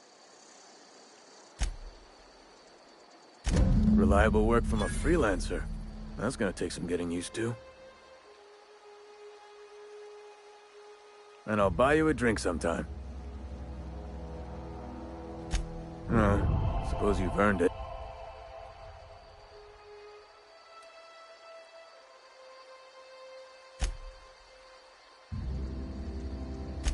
You could look at it that way, I suppose. You could look at us and say, those I... But you'd be wrong. Every now and again, a virulent plague sweeps through our town. That's life on the frontier. Hang on, I'm doing some math in my head. Work's been real good to me. Fresh air, exercise. Only problem... Former people, yeah. Marauder's been Oh no. They are after the most precious loot of all. If those marauders swipe any more bodies out of my cemetery, company's gonna duck my pay.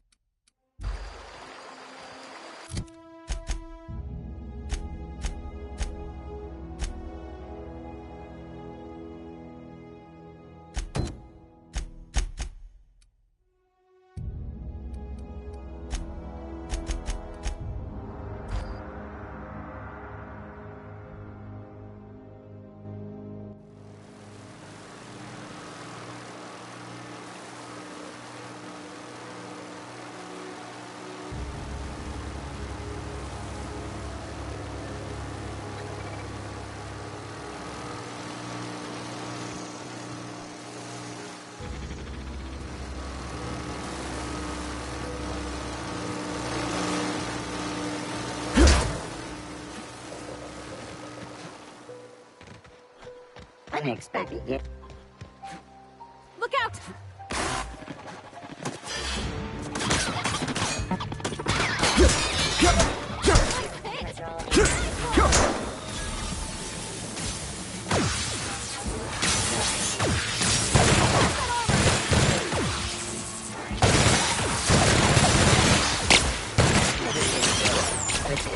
I know.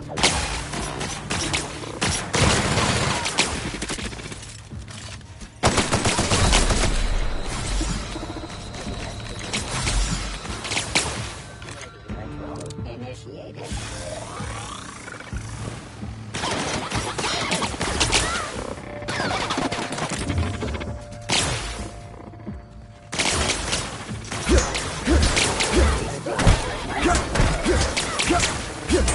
Investigate.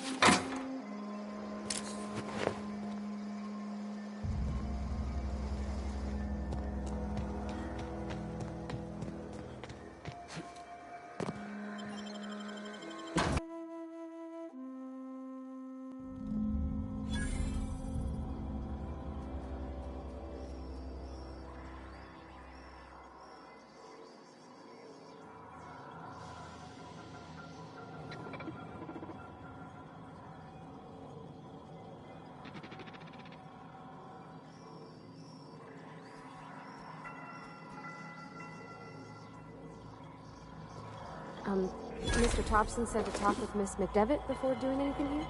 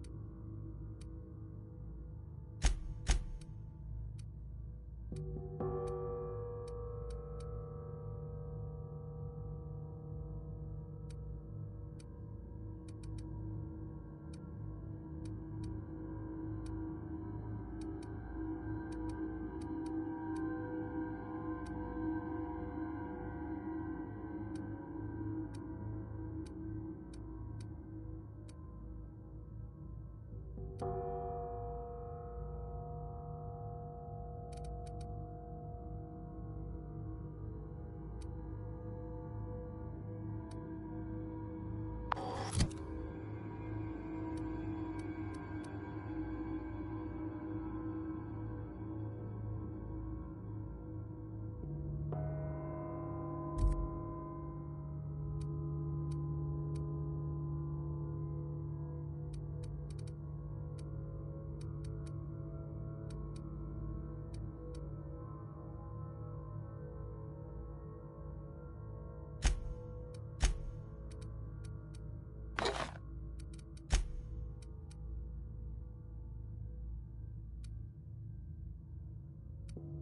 not the best choice. It's Spacer's choice.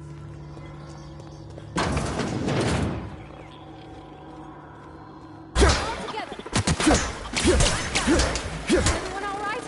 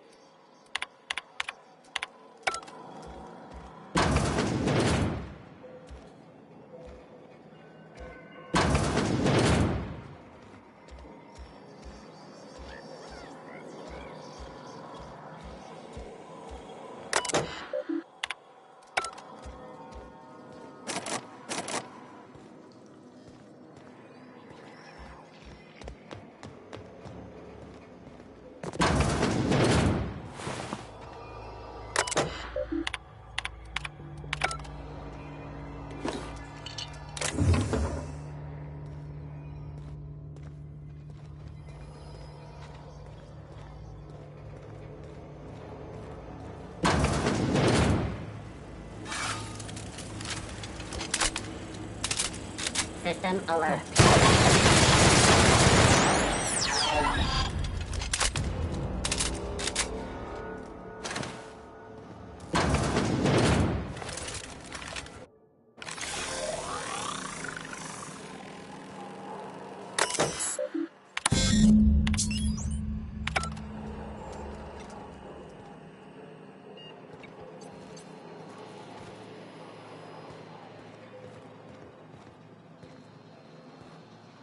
Three switches.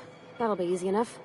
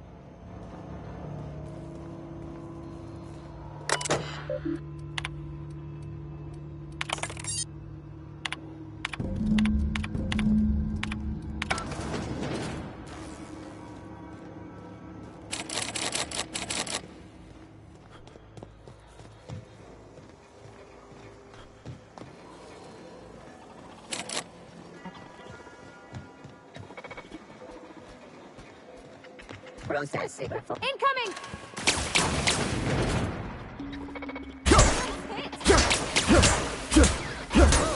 We made.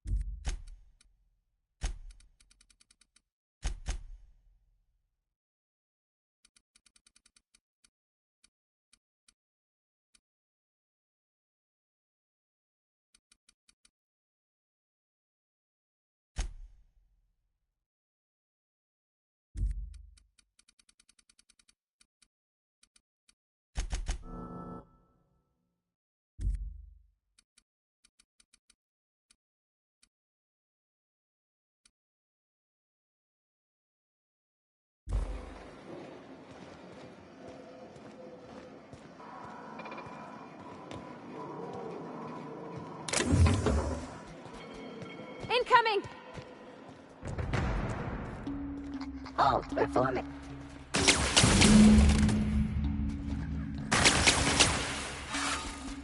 Here I go!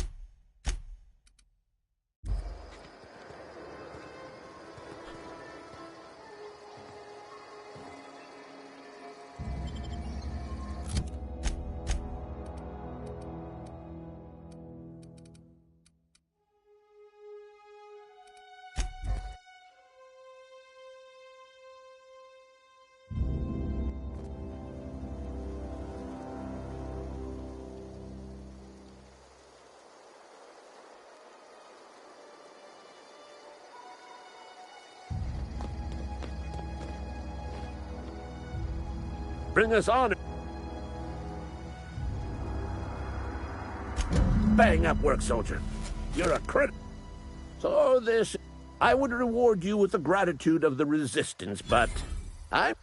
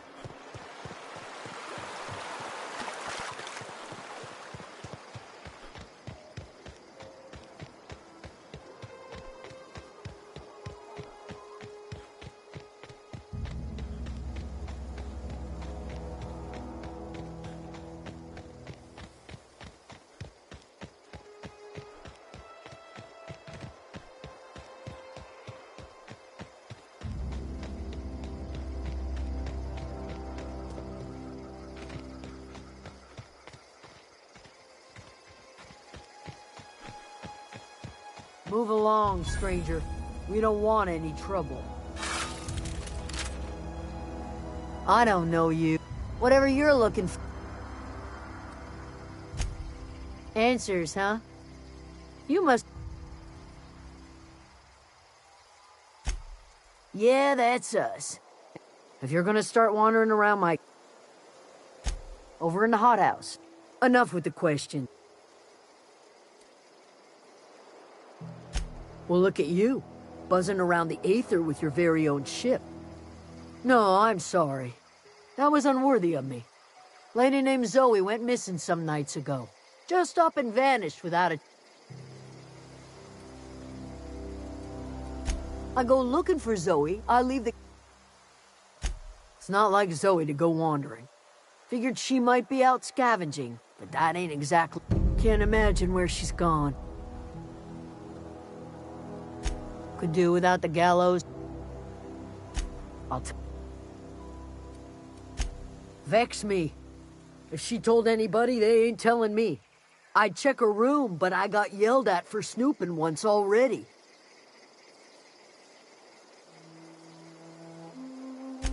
Little ways ago. She was always upset. What is...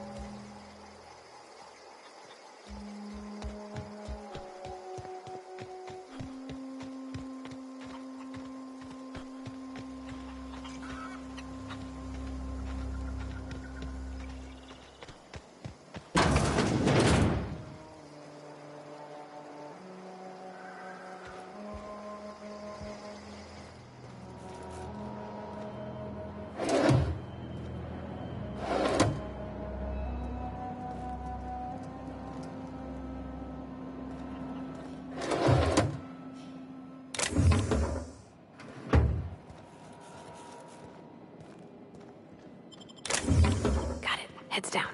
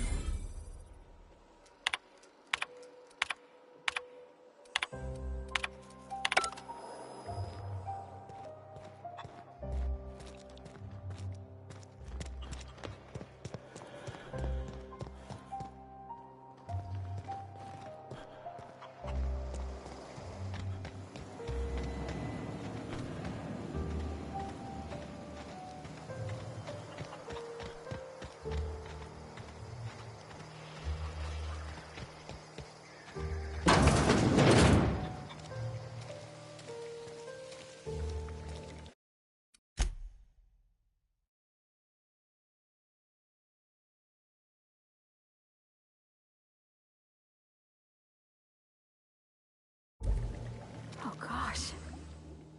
If you're hungry, there's meat turning on the spit outside. If you're bearing illness, find a place to lay your head. Whatever your troubles with Edgewater.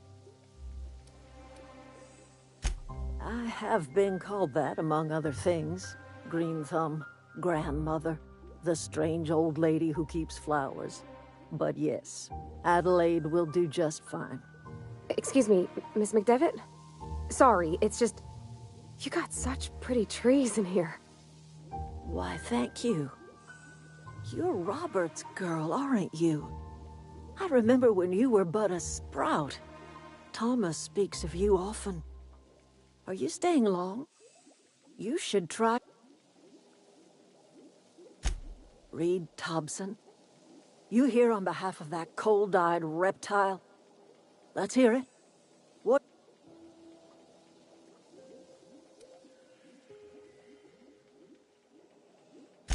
Make amends.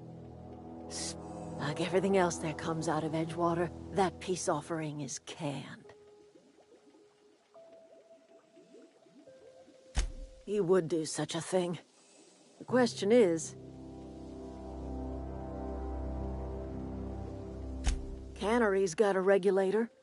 You want ship parts, you ought to rip them out of the cannery's If you're going down to the plant, you should divert power away from Edgewater. Think about it.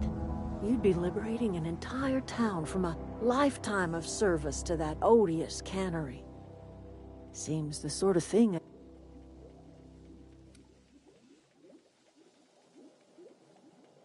You've seen that miserable excuse for a town with your own lamps. Hollowed-out workers laboring their lives away at the cannery, living off whatever scraps Spacer's Choice throws them. You know that's true, don't you, Ms. Holcomb? Your father died of overwork. His heart gave out. He was tired all the time, sure, but he was old, ma'am, and he raised me all by his lonesome. Look what they did to this child. Lost her family to the company, and still she defends them.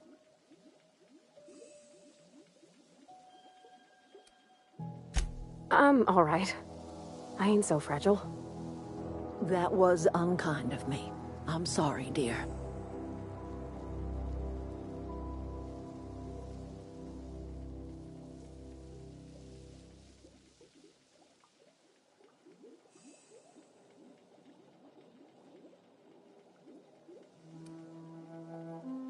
It's not much of a living. Every single person in that town has sold themselves to Spacer's Choice.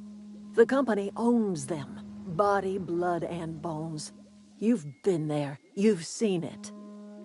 All anyone ever does is toil over a cannery.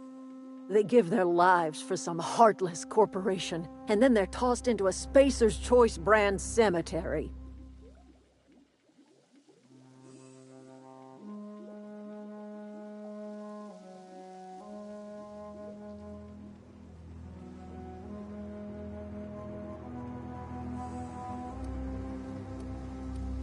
Life in Edgewater grinds to a halt. The cannery shuts down. You bring power to Reed's town and you'll be killing us. Reed knows it. He's counting on it.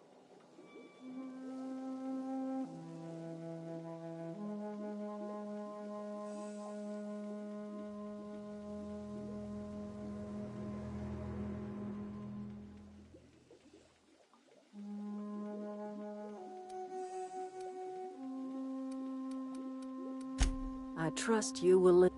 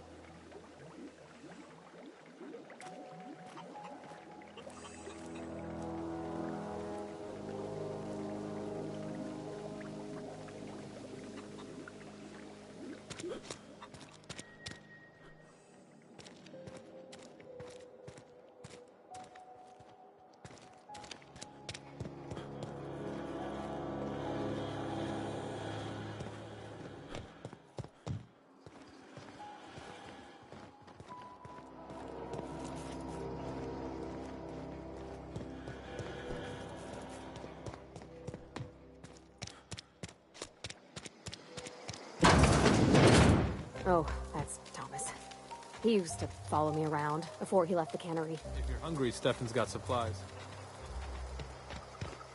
Keep your wits about you.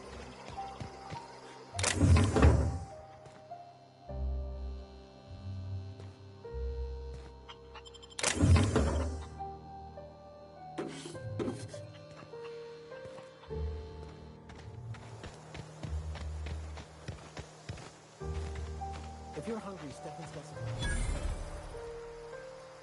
Oh, didn't see you there. I was, Whoa, Miss Parva.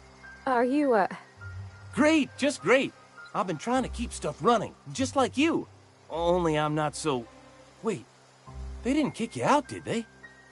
Oh gosh, no, I'm just along with this fella here. Are you from town? I mean, you don't exactly look like you're from town.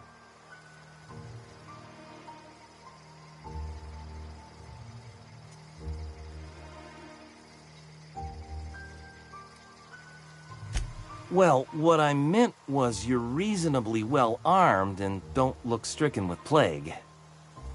Sorry, I just wasn't sure if you were from town or if you were one of us. Something's been chewing at me, you see. Fact is, I've been, well, lying. To everybody here. Camp thinks I'm a mechanical genius, but I couldn't fix a busted chair.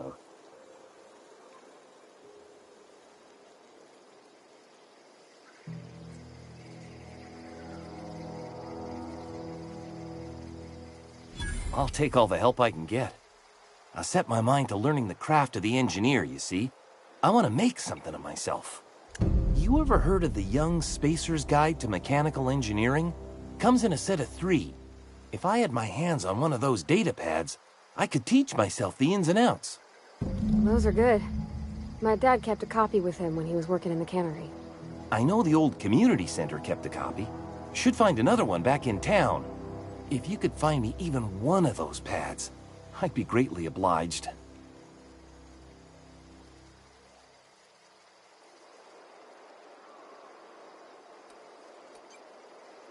I wish I knew.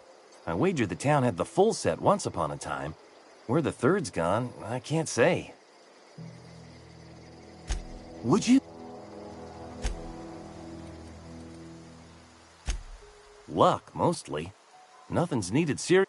Oh, I can swap out a water filter or charge up a battery and go on pretending I know what I'm...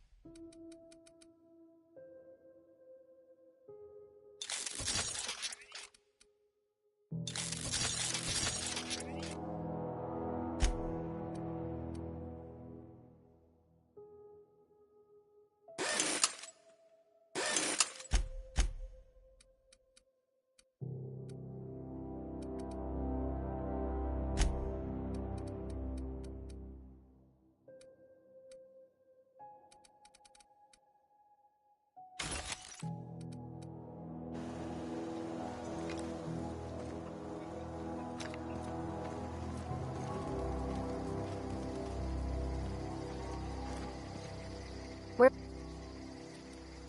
He's just interested in fixing stuff. He always used to follow me. I'm just glad he's alive. That he's okay. If he wants to learn about engineering, we should help him.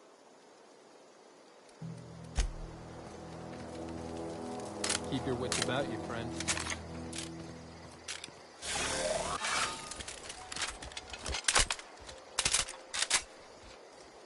Keep your wits about you, friend. Keep your wits about you, friend.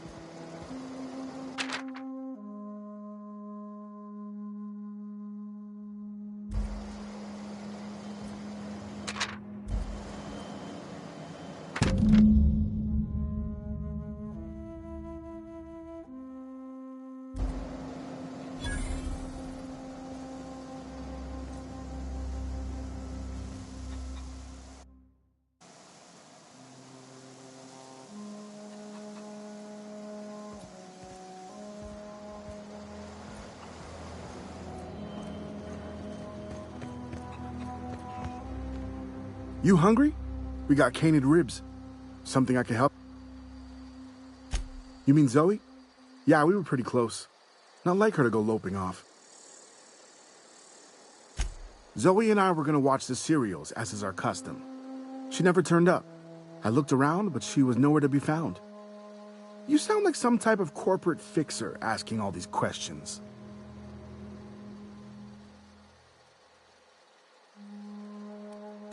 Zoe was always obsessed with this serial. Masked Marketeer. A scion of Byzantium turns to banditry and teaches his marauder companions the wisdom of free market economics. Shame she up and vanished when she did. I had a surprise lined up for her.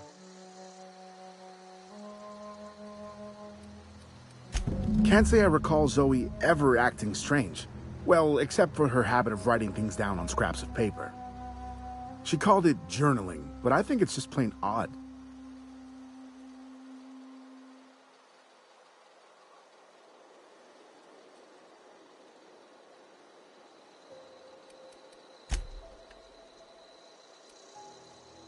Fresh.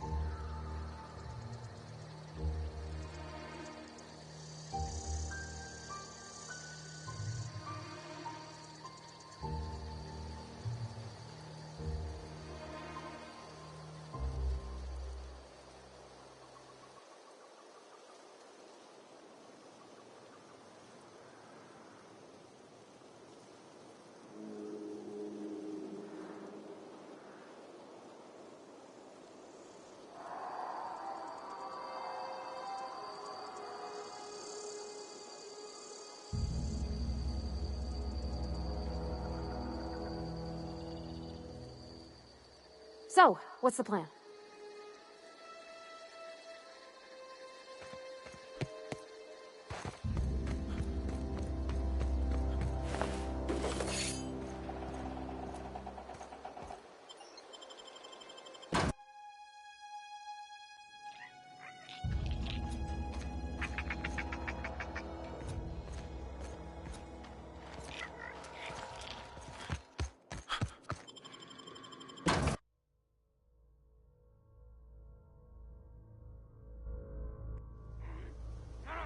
Here they come!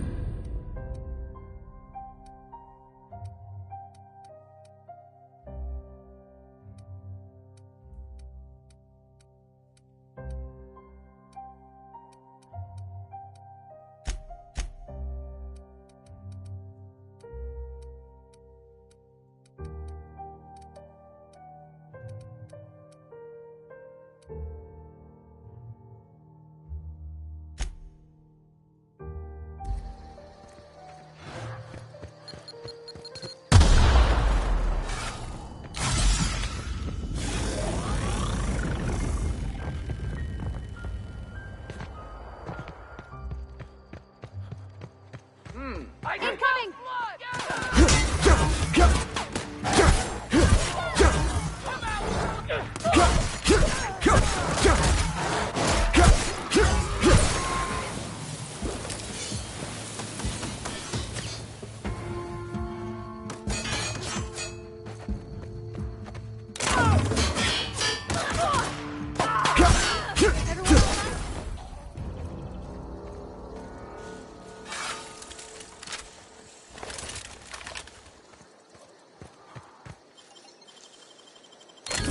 You're fast.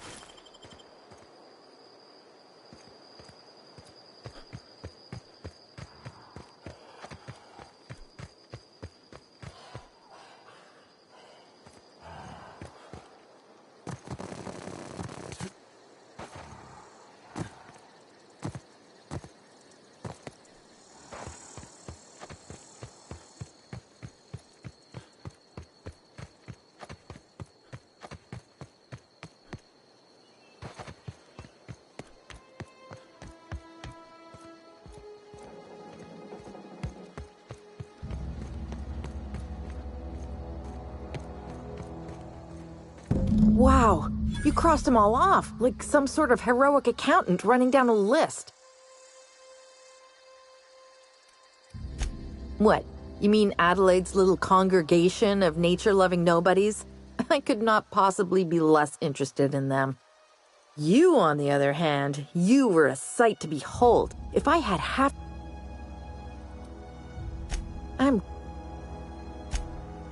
No. I insinuated myself into their company, see? And they didn't seem to mind one whit. I may have bartered them a few boxes of... I don't know. The vital processes that Oh, you mean around these guys? The Marauders wouldn't hurt me. They love me. I'm practically their queen. Yeah, must be my natural charisma. I got kicked out of Edgewater on account of falling sick with plague. I'd heard some outlaws set up camp in the botanical labs. I decided, instead, what do I find? But a bunch of former workers camp. Why? Adelaide wants me back on...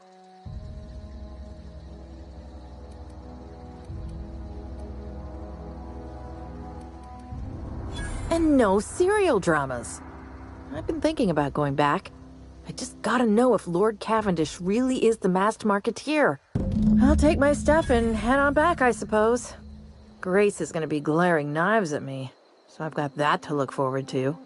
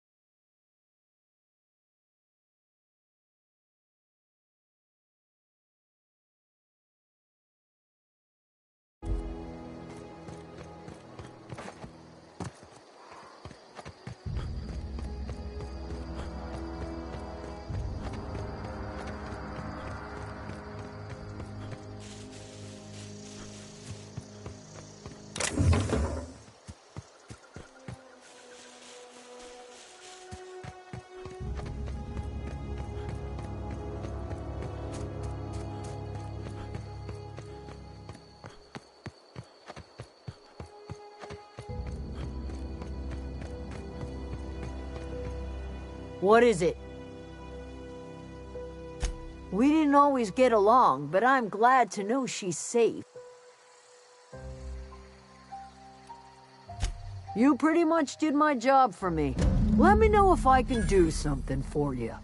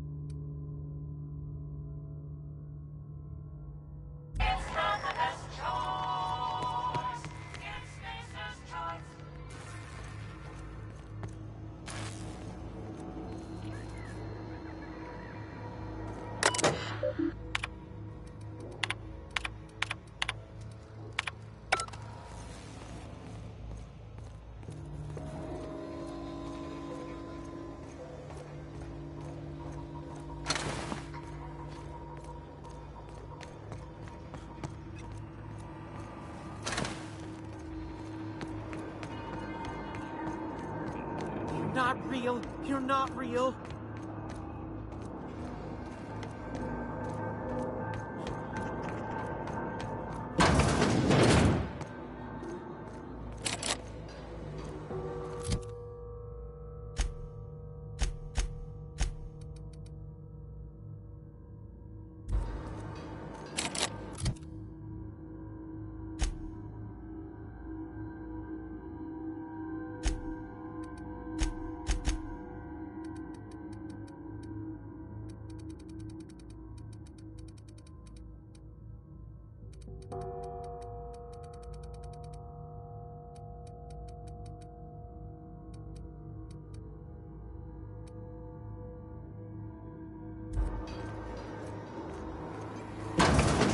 Mind the steam.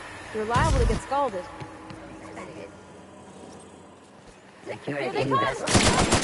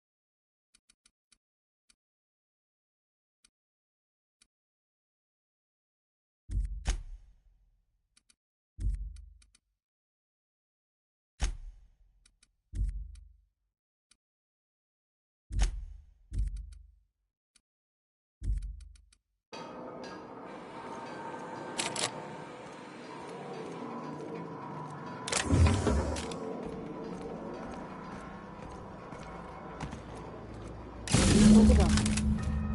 If we send the power to Miss McDevitt, what happens to the Veil?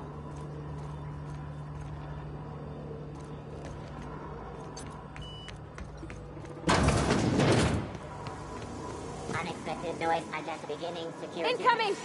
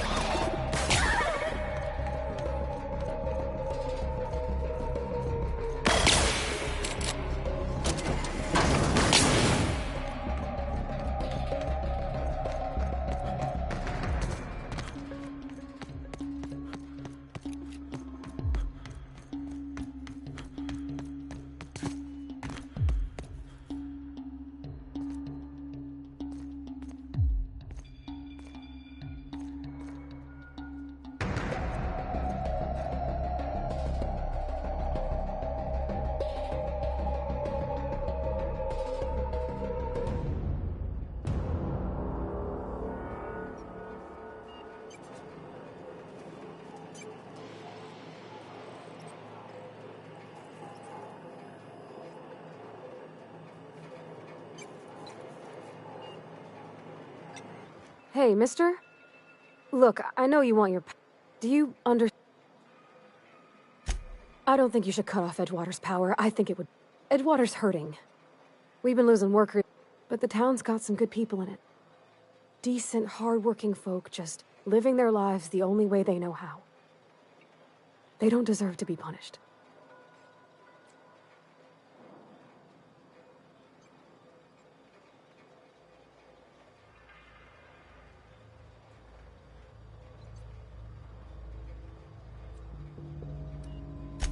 That sure sounds like Mr. Thompson.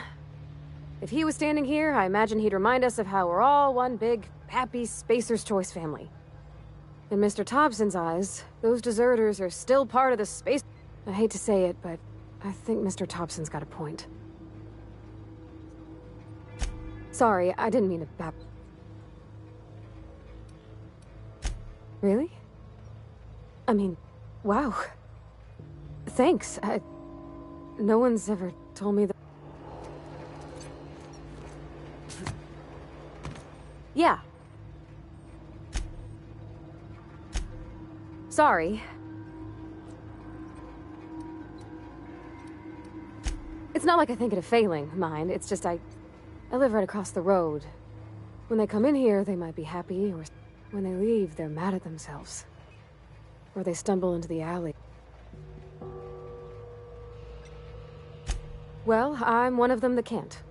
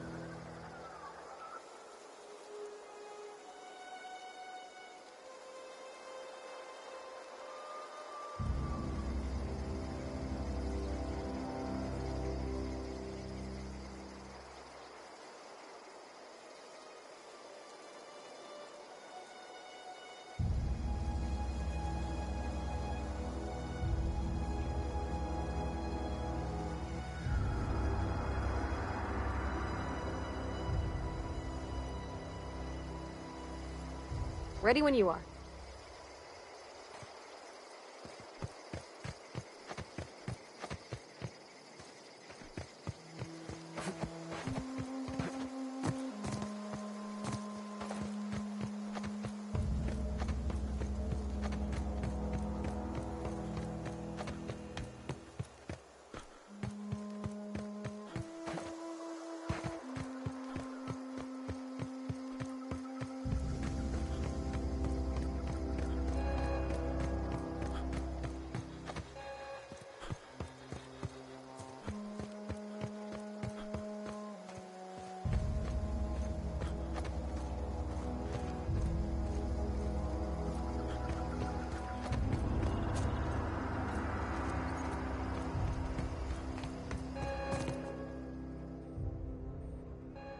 That's the thing about growing old.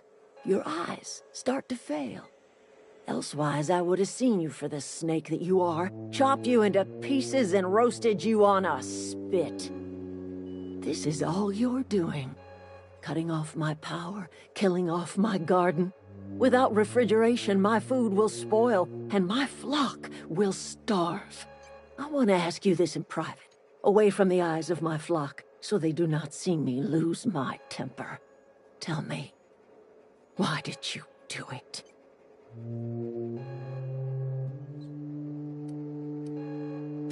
You want my flock? Go talk to Grace and Thomas.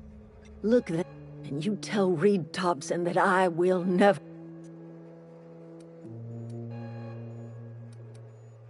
You offering to cross Reed? Kill Reed if you must, or talk him into leaving if... My son worked in that cannery. When the plague started coming, he was one of the first to fall sick. We had a store of medicine locked away, but Reed refused to treat him. Said my boy didn't deserve treatment. Said the medicine would have been wasted on him. So I buried my boy in the cemetery, gathered my belongings, and left. That's as much of the story as you need to hear.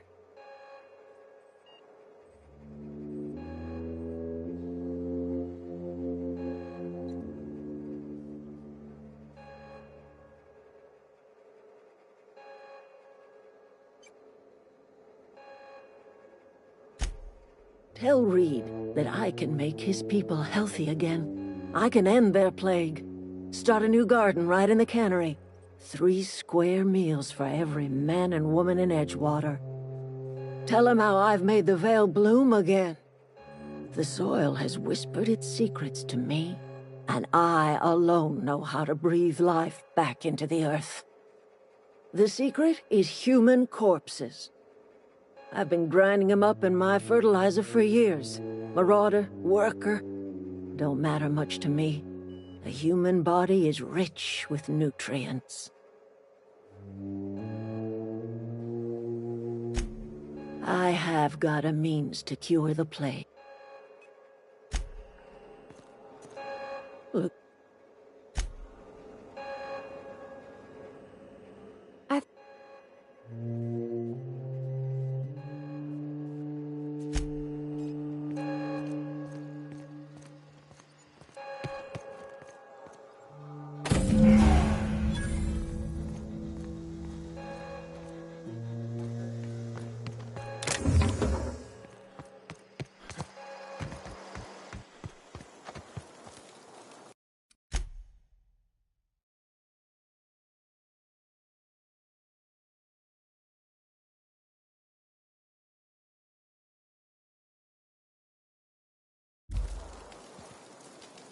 I know, I'm trying to think. I don't know how much longer we'll last without power. Zoe says she fought her way out of a marauder camp with her own... I don't know what you did to talk some sense. The matter's been weighing on. Zoe came back, but I couldn't keep her from slipping out in the first place. I don't see us lasting more than a couple of weeks out here. I'm loath to admit it. We're gonna Listen, we go back to Reed, hat in hand, begging for our old...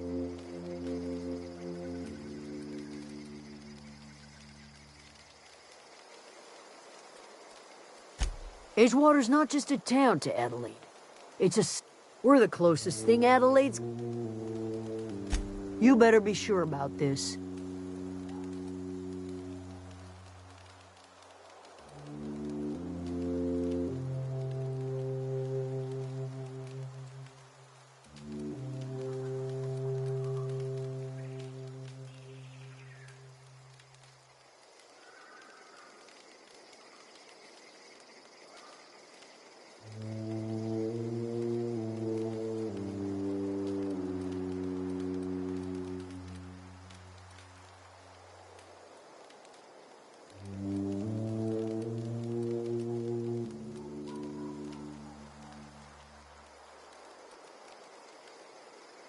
Sure. I don't know how much longer we'll last without... I don't know how much... Keep your wits about you. Everybody keeps staring at me. I've been thinking... I get sick... I mentioned those manuals on mechanical engineering.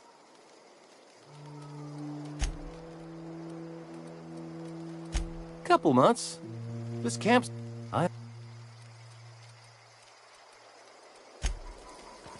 Keep your wits about you, friend. Keep your wits about you, friend.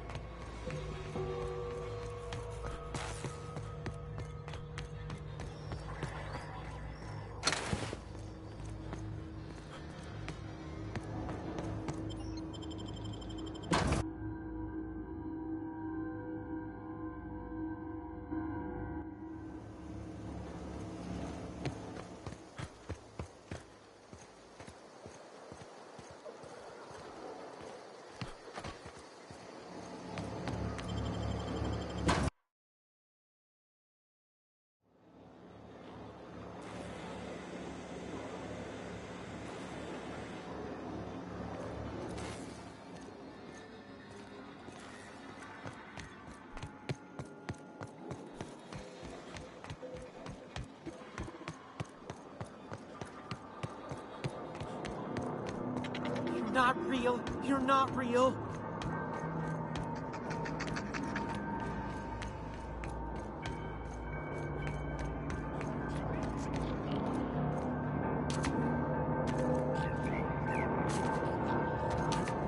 No, just leave me alone.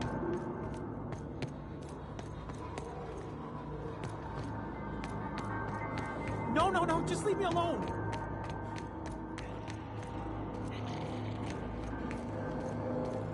You're not real. You're not real.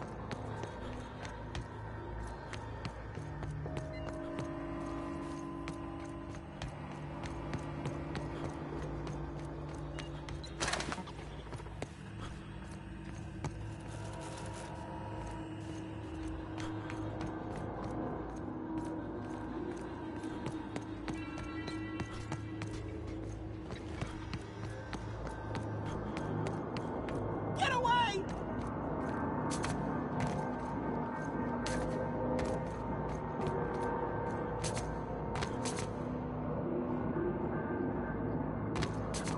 You're not real. You're not real. Get up!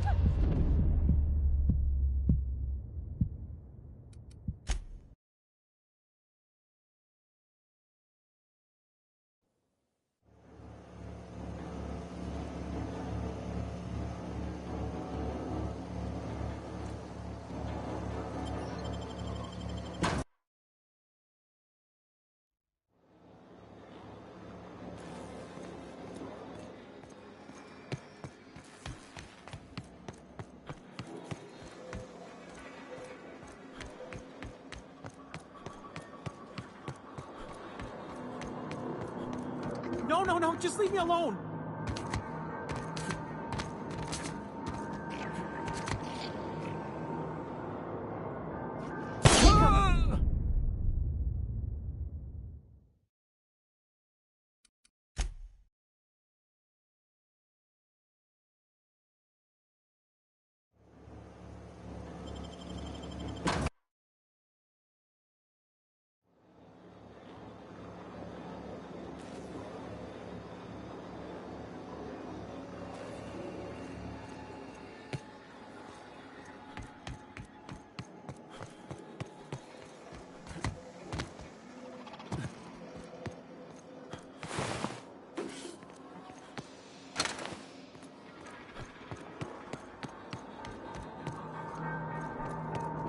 Get away!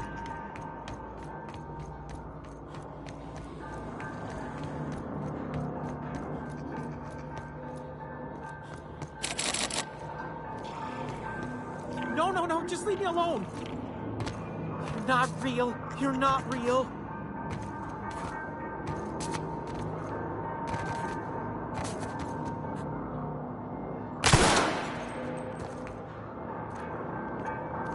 Go away, Phantom. You're not real. You're not. Where are we headed?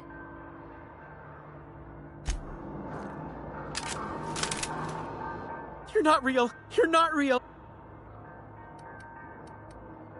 You can talk? See, Higgins? Clearly, I mistook you for one of the phantoms of my imagination. Chester D. Higgins. The D stands for definitely not insane. Oh, Higgins has been many things over the years. Sprat Wrangler, Saltuna Critic, Aetherwave person. I've come a long way for someone who started... I specialized in automechanicals, drones, sentry. Look, I don't want to fall into any trouble with... You know, you remind me of myself. I discovered a flaw. Their hostility levels were hardwired to maximum. There's no change. Yes, that's exactly... There's a behavior control terminal in the other room. Oh, that reminds... Jimmy'd opened the vending machines. That lasted a good couple of months. The mechanicals lost their bolts. Oh, I was on cleaning duty at the time. My old boss had me scrubbing...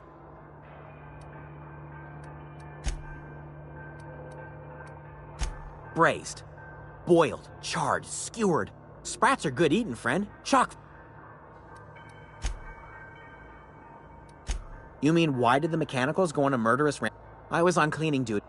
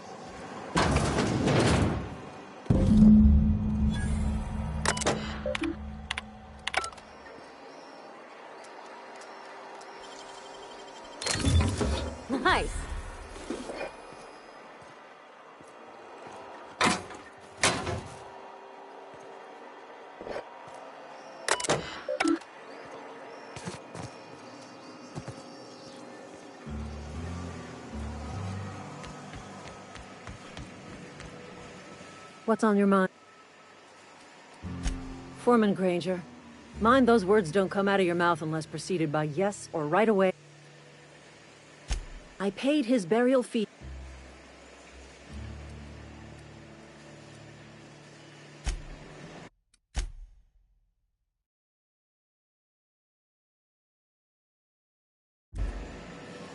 What's... Didn't anyone ever tell... Excuse you. Eugene's body and all... Never mind. What's on your...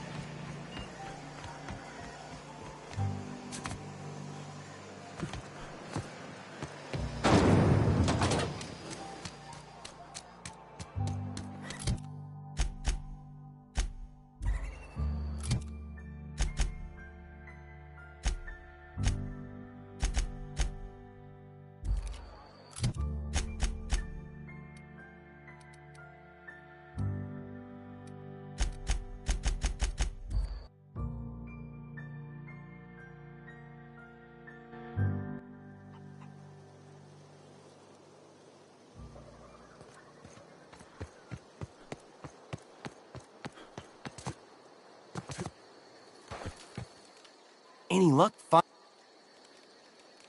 No. Look at that! Building a... In fact, I put aside... Well, don't... Ain't that just ironical? If I'd worked 2 whole days... Well... The geothermal plant? Now that's a complete set. Aside from you, Ms. I'm glad we could help, Thomas. I've been saving something for you.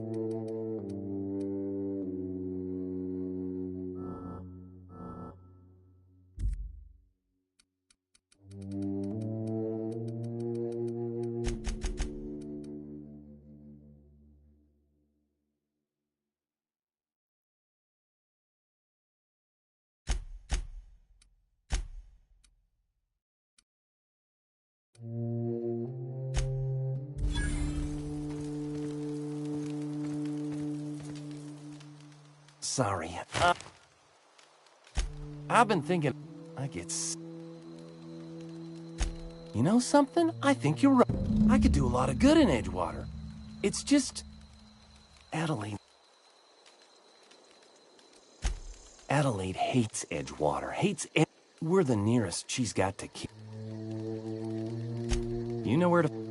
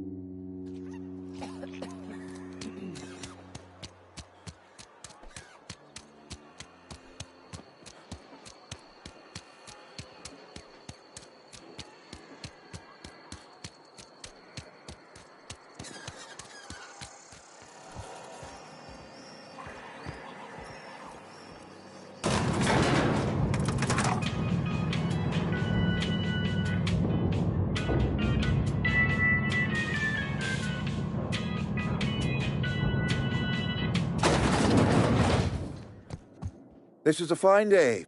I trust Adelaide's people.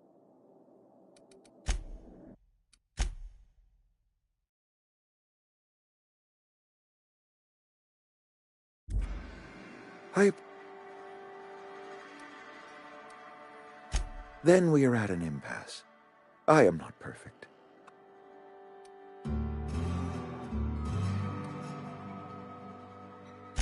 I am a Spacer's Choice man.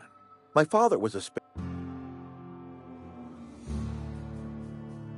I don't believe you. You are disparaging our... We are a Spacer's Choice Saltoon. I don't understand. You say the soil's gone sour. Company said as much. You will excuse me for being skeptical?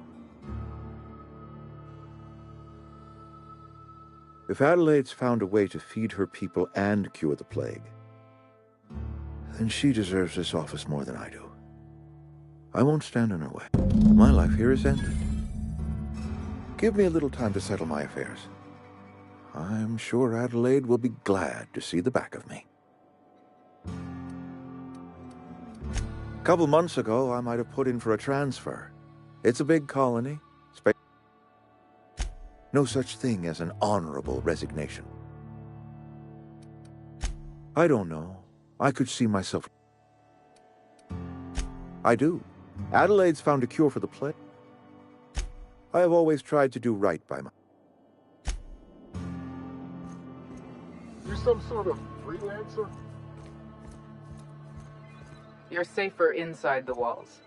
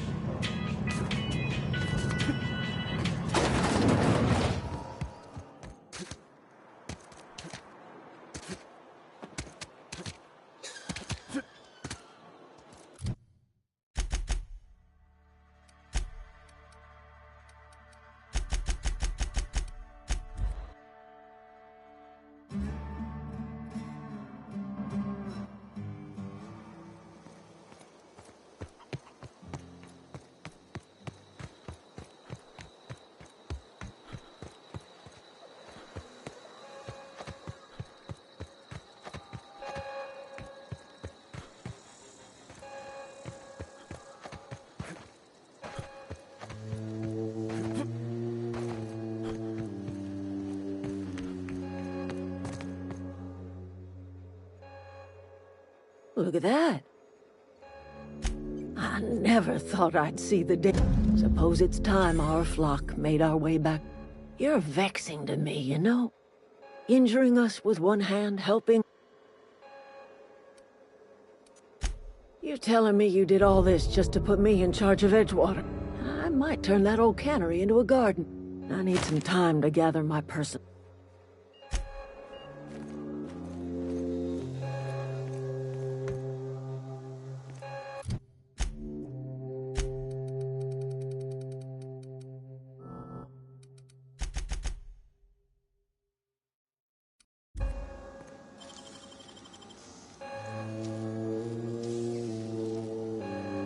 Great work.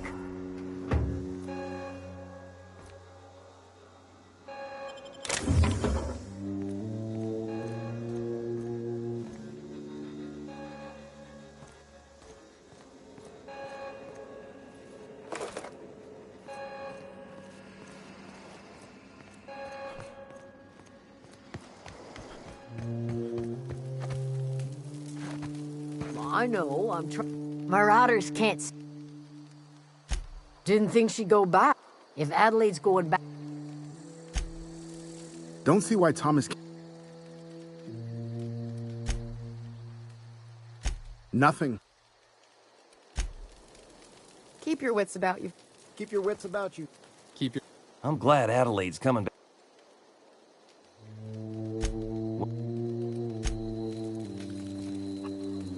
Keep your wits about you, friend. Keep your wits about you, friend. Keep your wits about you, friend.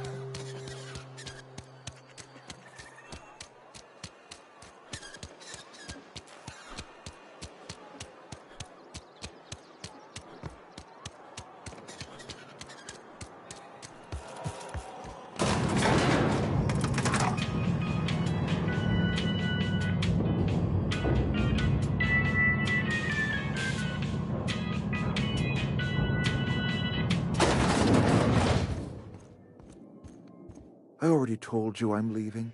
Just give me a...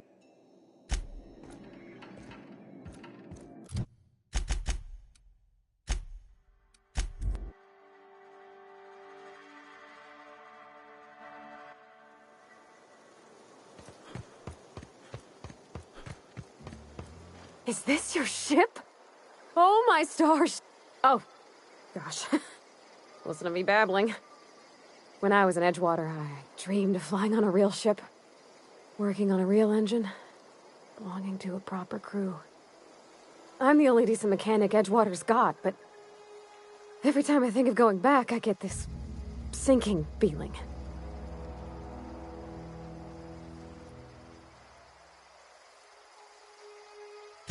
Well, it's kind of you to say that. And you're right.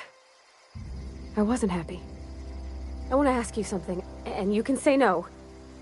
But can I come with you? I could tend to your engine. I know my G-valves for my catalyzers, and I can keep your ship singing. And if you ever need a pair of eyes watching your back, I can do that too. What do you think? Yes! I mean, thanks. You won't regret this, mister. Captain. I can call you Captain now. Ha! I got a captain.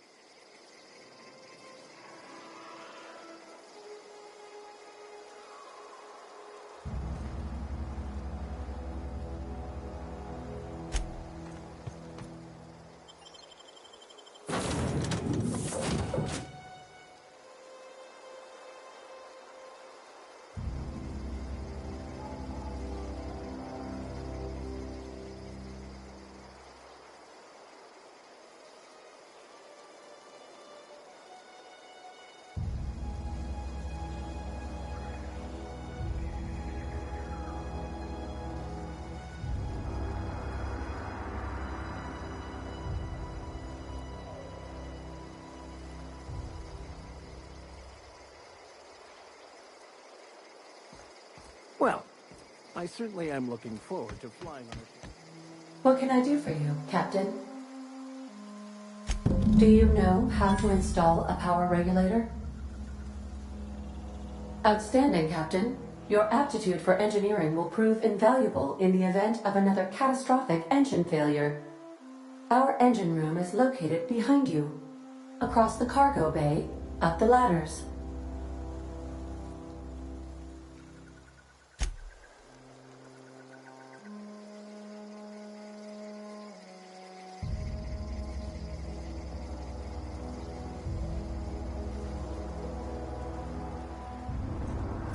Captain, I have detected that Edgewater's power supply is now optimal. I applaud your willingness to invest your time in the local community.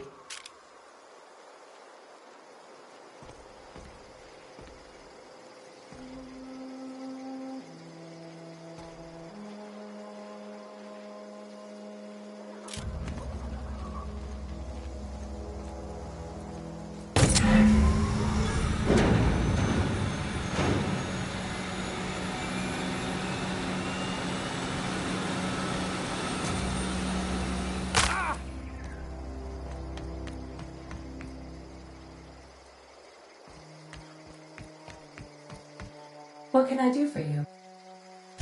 All systems are operating within acceptable parameters. I am prepared to bring the unreliable into low-altitude orbit. This should prove an adequate test.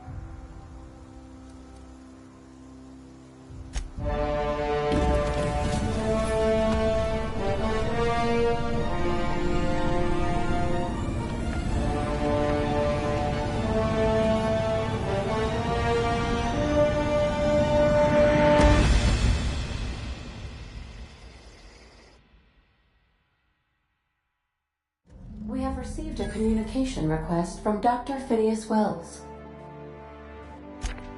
Aha, there you are. Hale and hearty, and captain of your own ship. I see you're putting the unreliable to good use. Shame about her former captain. Horrible way to die. How are you feeling, by the way? I lost track of you in that cave back there. Experiencing any, unnatural drippage? Perfectly normal side effect of thawing, I assure you.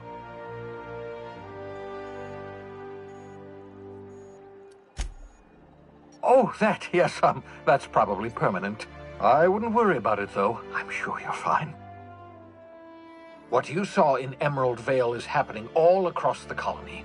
Food shortages, lack of supplies, and basic necessities. We're dying. The chairman, the minister, and all their lackeys on the board are to blame. The Hope has some of the brightest minds Earth ever sent us.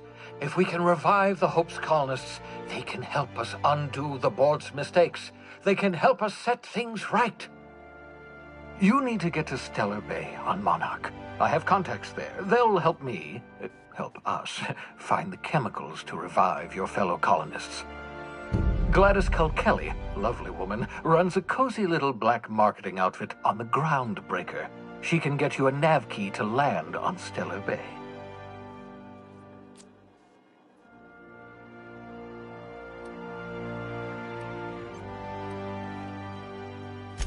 Without a skip drive?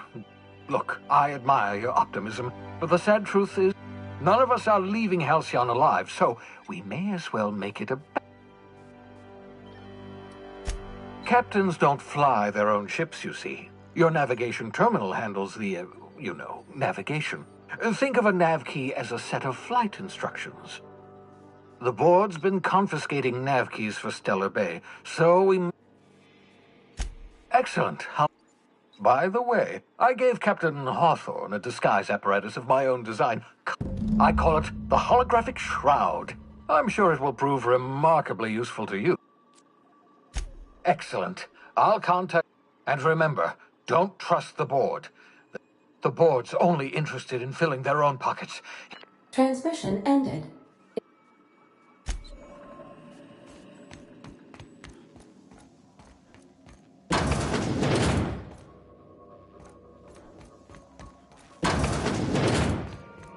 Yeah, so this is my hidey spot now. I was looking for a place that was quiet, cozy. That's in pretty good shape considering how hard Mr. Hawthorne ran it. It's a Yakita LHA 120, A2 model, I'm pretty sure. The Block 2 design scooshed in extra cargo space, but didn't change the stock engines. Probably a touch underpowered, huh? Accurate in all particulars. I conclude you are Edgewater's board-certified mechanic.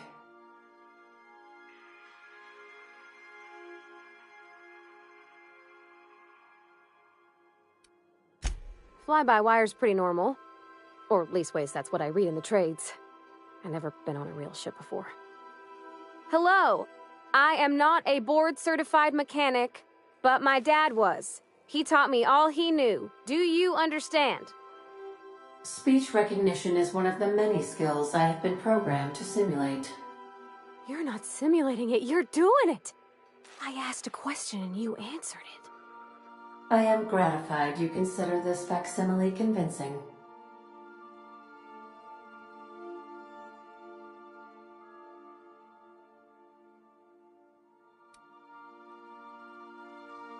I am at your disposal, Ms. Parvati. You will find the technical schematics in the engineer's locker, though I'm afraid Captain Hawthorne has lost the owner's manual.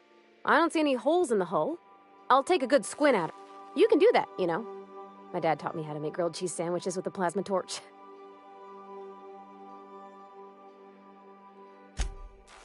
Mostly, yeah. I lived in the maintenance office near all my life. Mr. Thompson never let me forget how funny that was.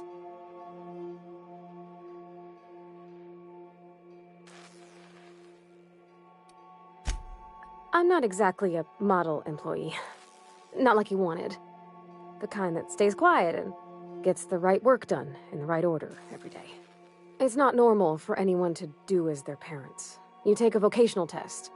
That decides your schooling and your career. When I tested out for maintenance, everyone figured it was on account of my dad. Well, I'm good at making things work the way they ought. Not so much at doing such to somebody else's schedule. There's times I'm working deep in the guts of a loader, getting it all running perfect. Anyhow, I was happy to get back home.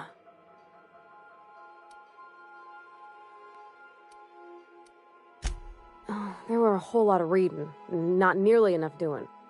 Like, before they'd issue you a wrench, they wanted an essay on the design of different wrenches. Then there'd be quizzes on company regulations for... Yep, nothing much had changed. Everything was a little grayer, a little dirtier. Dad met me at the shuttle and gave me a big ol' hug. I noticed straight away that he was moving slower and stiffer. He made a little grunt when I squeezed.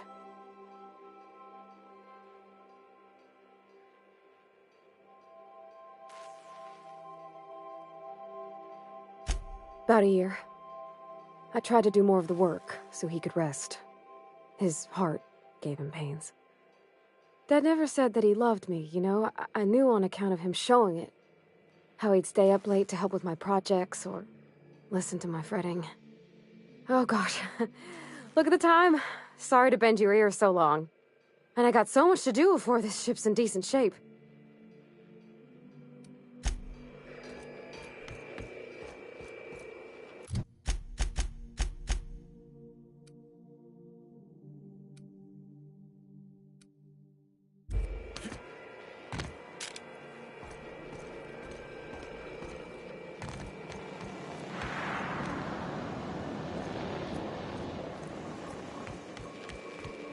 Thinking of tinkering at the workbench?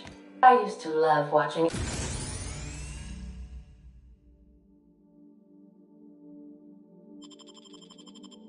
Alex work.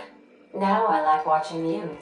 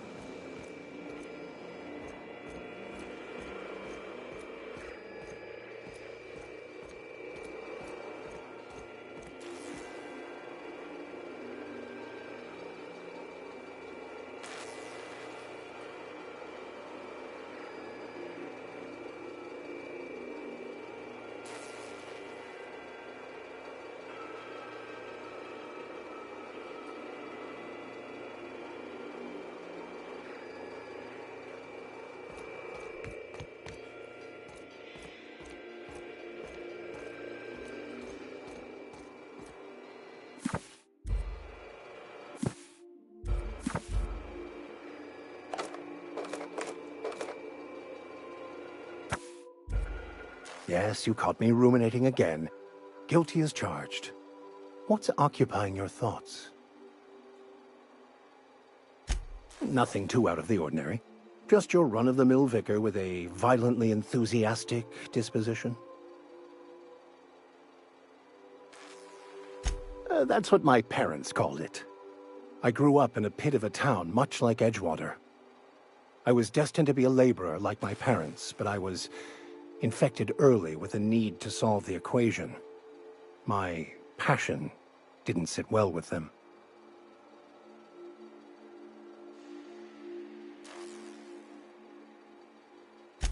My parents, ironically. They internalized the precepts of scientism like no one I've ever known. They had a pure faith, a faith that brought joy to them regardless of the situation. I envied that. I wanted that peace. I thought if I became a vicar, I could find it. Or at the very least, find out why I lacked it.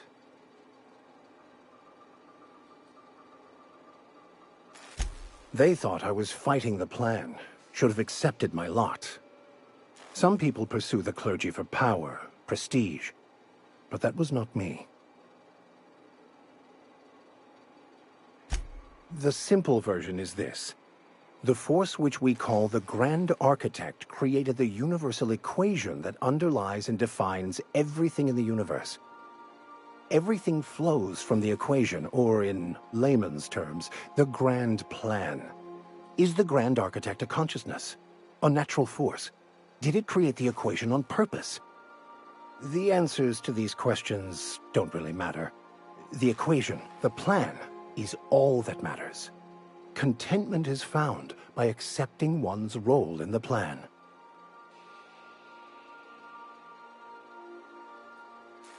The plan is not one rigid path. There are a variety of multitudes contained within it. Our paths have variance, but we'll end up adhering to it whether we like it or not. Some choices make the path smoother, some rougher. You can even go outside the lines, but the further outside you go, it's like an unbreakable elastic band. It will only stretch so far before it snaps back. The further it is stretched, the more violent the eventual correction.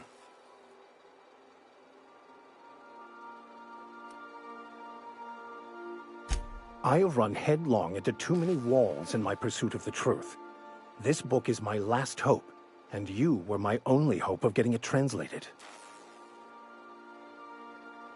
What about you? What's your story? And how did he do that? Well, you do seem different than every other colonist. Let's pretend for the moment I believe you. What are you going to do now? That seems a dangerous proposition. Why risk your life now that it's been returned to you? Oh, I see. You have my condolences. Bokonu, the author, had some interesting theories about man's perception of reality that I thought could be applied to our attempts to decipher the plan. Unfortunately, he was also one of the founders of the Philosophist school of thought, so the book is banned in this colony. Philosophism's a false religion that stands in contradiction to almost everything we know to be true. They believe all is chaos, in stark contrast to OSI's belief in the plan. But most of the philosophist perversion of Bokonu's thoughts came more than a century after his death. The story of my life.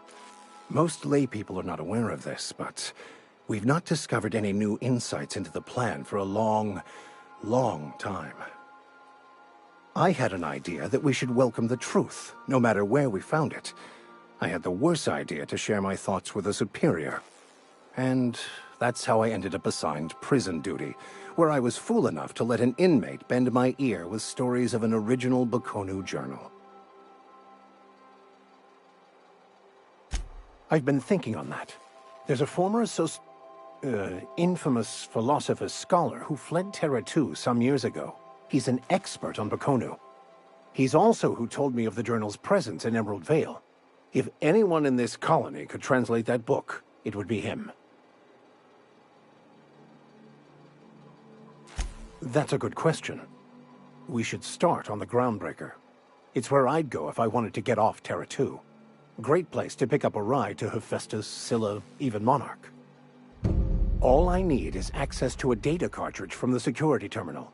Their easily hackable system keeps a registry of all crew manifests for both arrivals and departures.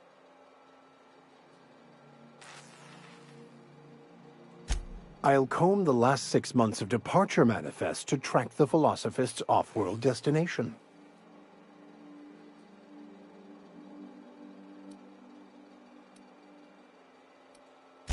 Before I transferred to Edgewater, I had a wealth of time to develop certain, secular skills during my years serving a particular penitentiary flock. I meditated, led sermons, provided guidance to the inmates as needed, of course. I also played prison yard tossball and taught myself a bit about computronic security systems.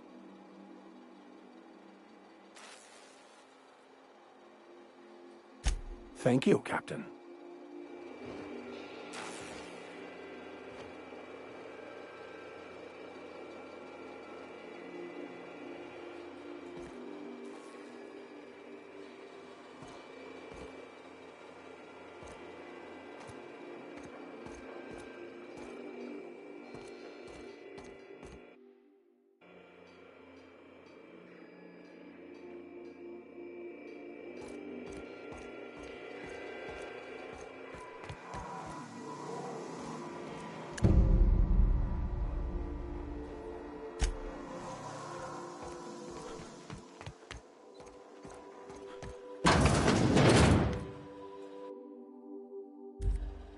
Captain Hawthorne used to be more dashing.